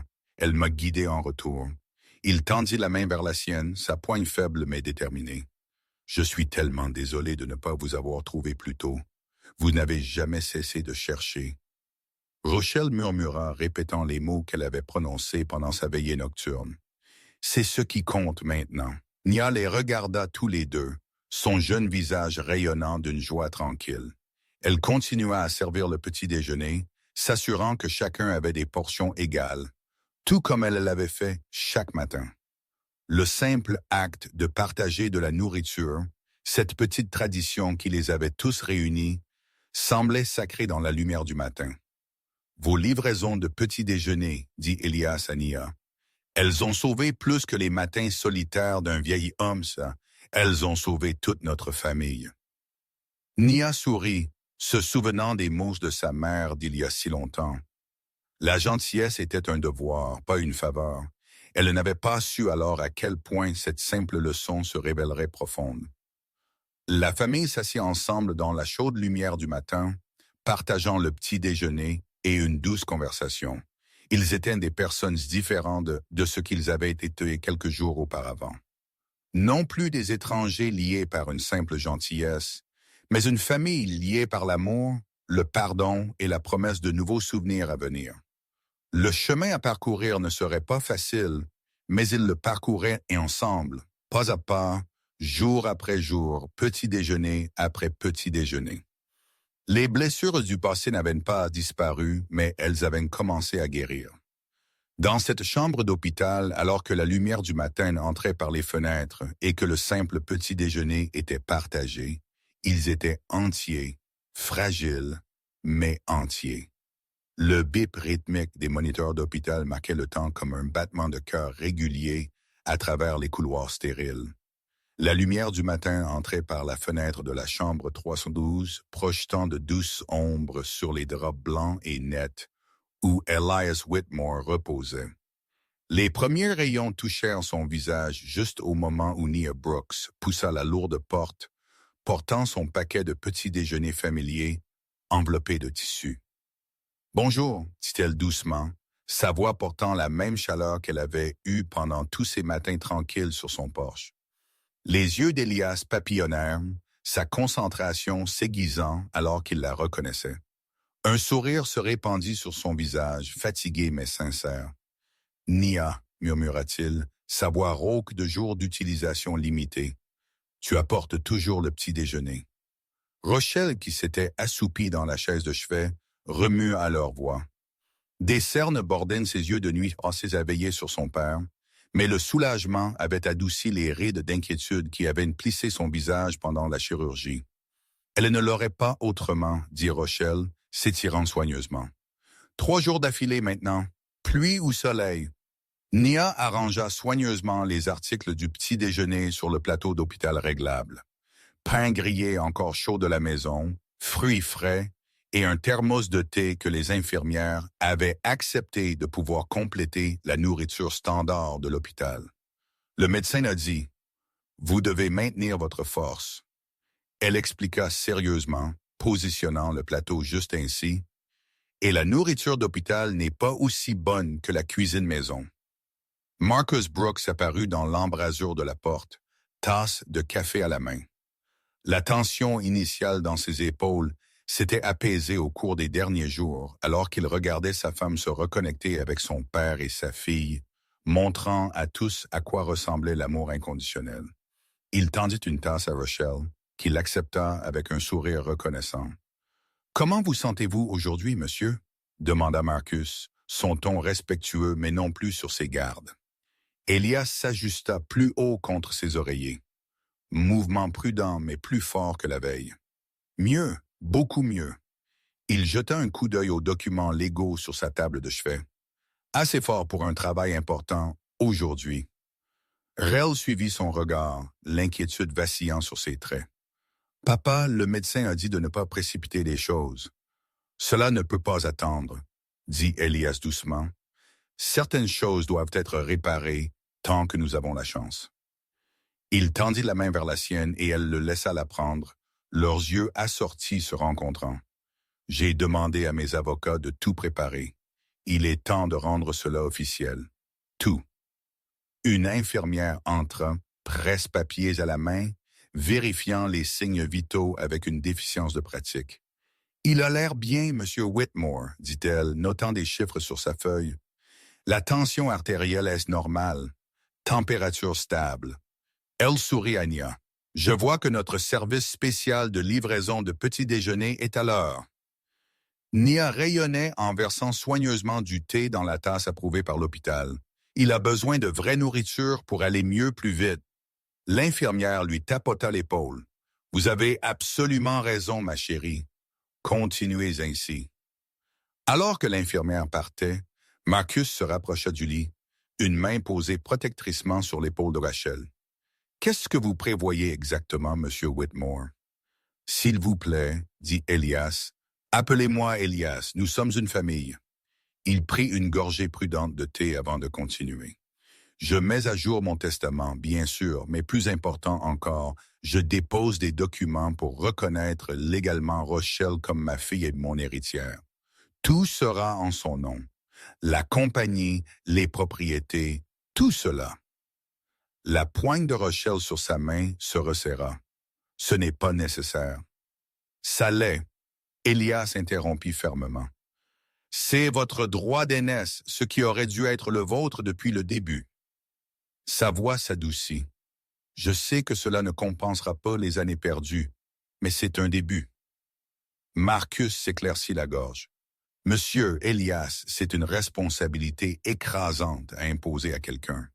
C'est pourquoi j'ai arrangé une équipe de transition. » Elias expliqua les meilleurs conseillers, professeurs, quel que soit le soutien dont Rochelle a besoin pour tout comprendre et gérer. Pas de pression, pas de précipitation. Elle peut être aussi impliquée ou désengagée qu'elle le souhaite. Il regarda Marcus directement. L'intimité et l'indépendance de votre famille seront protégées. Je vous le promets. Nia, qui avait tranquillement arrangé des fruits sur une assiette, prit la parole. Cela signifie-t-il que nous devons déménager dans une grande maison? Les adultes échangèrent des regards et Rel serra sa fille contre elle. Non, bébé, nous n'avons pas à faire quoi que ce soit que nous ne voulons pas faire. Bien, dit Nia décisivement, parce que j'aime notre maison et j'aime apporter le petit déjeuner ici. Elle fit une pause pensivement. Mais peut-être que papy pourrait venir nous rendre visite parfois à la place. Les yeux d'Elias s'embrumèrent au mot papy.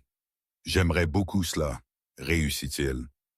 Un léger coup annonça l'arrivée des avocats d'Elias, portant des dossiers de documents. L'avocate principale, une femme au visage bienveillant dans la cinquantaine, sourit au groupe. Est-ce un bon moment pour tout examiner?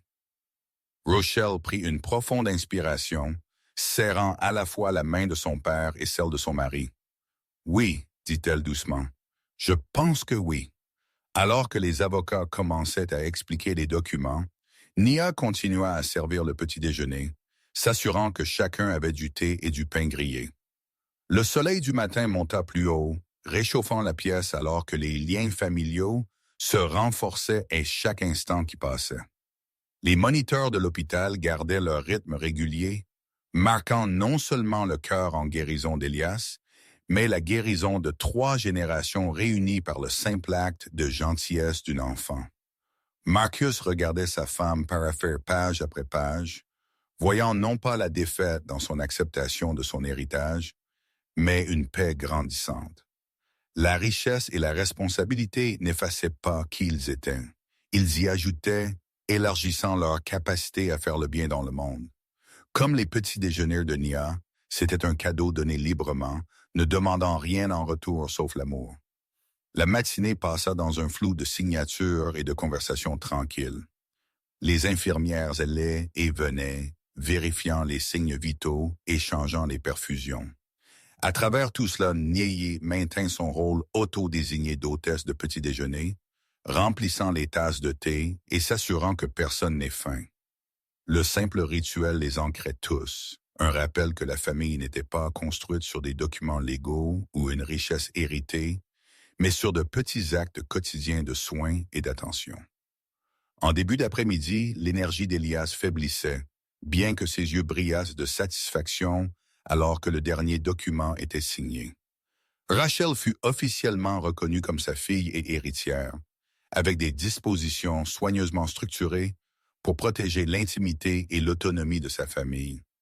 L'avenir était sécurisé, mais non imposé. Un cadeau de possibilité plutôt qu'une obligation. Le soleil du matin projetait de longues ombres sur le parking de l'hôpital alors que Rel aidait Elias à monter dans la voiture qui l'attendait. 3 semaines s'étaient écoulées depuis la chirurgie et chaque jour apportait de petites victoires.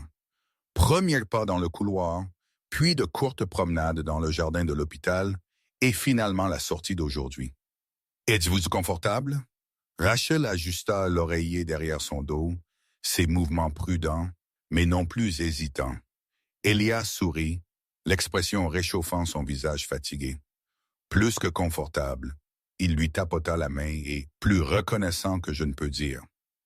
Nia rebondit sur le siège à côté de lui, portant toujours son récipient de petit déjeuner signature. « Papy, as-tu mangé le pain grillé que j'ai apporté? » L'infirmière a dit « Vous avez besoin de votre force. » Chaque miette, Elias l'assura, ses yeux se plissant au coin. Le mot papy faisait toujours monter les larmes à ses yeux, bien qu'il ait essayé de les cacher. Marcus conduisit prudemment, observant son beau-père dans le rétroviseur. Les semaines passées avaient adouci ses peurs initiales. Il avait vu comment Elias refusait les interviews, repoussait les équipes de documentaires et se concentrait uniquement sur la guérison, à la fois physiquement et en tant que famille. Au grand immeuble de bureau du centre-ville, Rochelle aida Elias à entrer dans sa salle de conférence privée. L'espace semblait différent maintenant, plus chaleureux, plus humain. Des photos de famille avaient remplacé les récompenses d'entreprise sur les murs, y compris une des récentes photos d'école de Nia. « Êtes-vous sûr de cela? » demanda Rochelle, s'installant sur une chaise à côté de lui. « C'est une énorme entreprise. » Elias hocha la tête, étalant des papiers sur la table polie. « J'ai passé des décennies à bâtir de la richesse, à vous chercher. Maintenant, il est temps d'aider d'autres à trouver leur chemin vers la maison. » Les documents de la Fondation reposaient devant eux, soigneusement élaborés au fil de semaines de discussion. La Fondation d'Espoir pour enfants disparus, dédiée au soutien des efforts de recherche, au conseil aux survivants et à la prévention des enlèvements par l'éducation et la sensibilisation communautaire. Co-directrice, Rochelle lut son terre à voix haute, ses doigts traçant les mots. « Elias, je ne connais rien à la gestion d'une fondation. »« Vous savez ce qui compte le plus, » répondit-il doucement. « Vous comprenez la peur, la solitude, la force qu'il faut pour survivre. Votre expérience vaut plus que n'importe quel diplôme en commerce. » Nia apparut au papier, son visage sérieux. « Aiderez-vous d'autres enfants comme ma maman? » « C'est exactement ce que nous ferons, » Elias expliqua, la serrant près de lui. « Et leurs familles aussi. Parfois, les gens ont besoin d'aide pour se souvenir qui ils sont, où ils appartiennent. » La première initiative de la Fondation prenait déjà forme. À travers la ville, des panneaux d'affichage apparurent sans fanfare, n'annonçant pas la fortune d'Elias ou le retour de Rochelle, mais offrant de l'espoir et des ressources pour d'autres familles en recherche. Plus tard cet après-midi-là, leur voiture tourna dans la rue familière où tout avait commencé. Les maisons modestes semblaient plus petites maintenant, naine par la mémoire et le sens. La maison patinée d'Elias se tenait en attente, sa peinture s'écaillant encore par endroits. Des voisins se rassemblèrent sur les porches et les trottoirs, attirés par une curiosité tranquille, plutôt que par un cirque médiatique. C'étaient les gens qui avaient regardé les promenades matinales de Nia, qui s'étaient interrogés sur le vieil homme dans la maison du coin, qui avaient fait partie de l'histoire sans le savoir. Elias se tint plus droit alors qu'il s'adressait à eux, sa voix portant clairement dans l'air de l'après-midi. « Cette maison, commença-t-il, a été un abri de secrets pendant trop longtemps. Maintenant, il est temps qu'elle serve un meilleur but. » Les plans étaient déjà dessinés. Des salles de réunion où des groupes de soutien pourraient se rassembler, des bureaux de conseil, une aire de jeu pour les enfants dont les familles avaient besoin d'un espace sûr pour guérir. L'ancienne cuisine où Nia avait livré d'innombrables petits déjeuners deviendrait un lieu de rassemblement pour les repas communautaires. Madame Chen d'à côté s'essuya les yeux avec un mouchoir. « Tous ces matins, dit-elle, regardant cette petite fille apporter le petit déjeuner. Qui savait qu'elle livrait de l'espoir au lieu de pain grillé? » Rochelle passa un bras autour des épaules de Nia.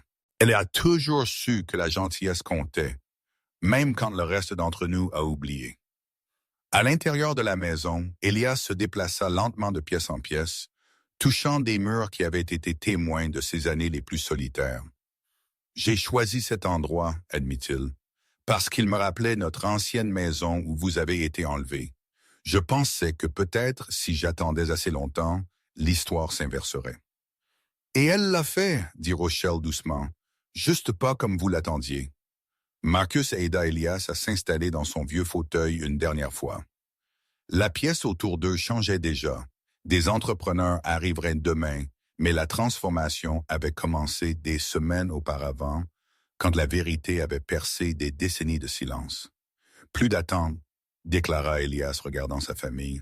« Plus de vie dans le passé. Cet endroit aidera à écrire de nouvelles histoires maintenant. » Nia explora la maison avec des yeux neufs, imaginant les changements à venir. « Puis-je encore visiter ?» demanda-t-elle. « Peut-être apporter le petit déjeuner pour les enfants qui viennent d'ici. » « Bien sûr. » Elias sourit. Certaines traditions valaient la peine d'être conservées. Dehors, le quartier semblait expirer, comme s'il relâchait des années de souffle retenu. Le mystère de la maison du vieil homme avait cédé la place à quelque chose de mieux. Bout, guérison, communauté. Des enfants jouaient sur le trottoir où des camionnettes de presse s'étaient autrefois rassemblées, leur rire remplaçant le bourdonnement des caméras. Rochelle traversa le jardin une dernière fois, se souvenant de son premier aperçu adulte d'Elias ce matin-là qui avait changé sa vie. La peur et la colère qui l'avaient saisi s'étaient ensuite lentement transformées en autre chose. Pas exactement le pardon, mais la compréhension. Le chemin à parcourir ne consistait pas à oublier le passé, mais à lui donner un nouveau sens.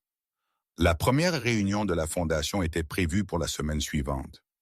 Déjà des familles avaient contacté, certaines cherchant, certaines trouvées, toutes portant des histoires qui faisaient écho à celles de Rochelle.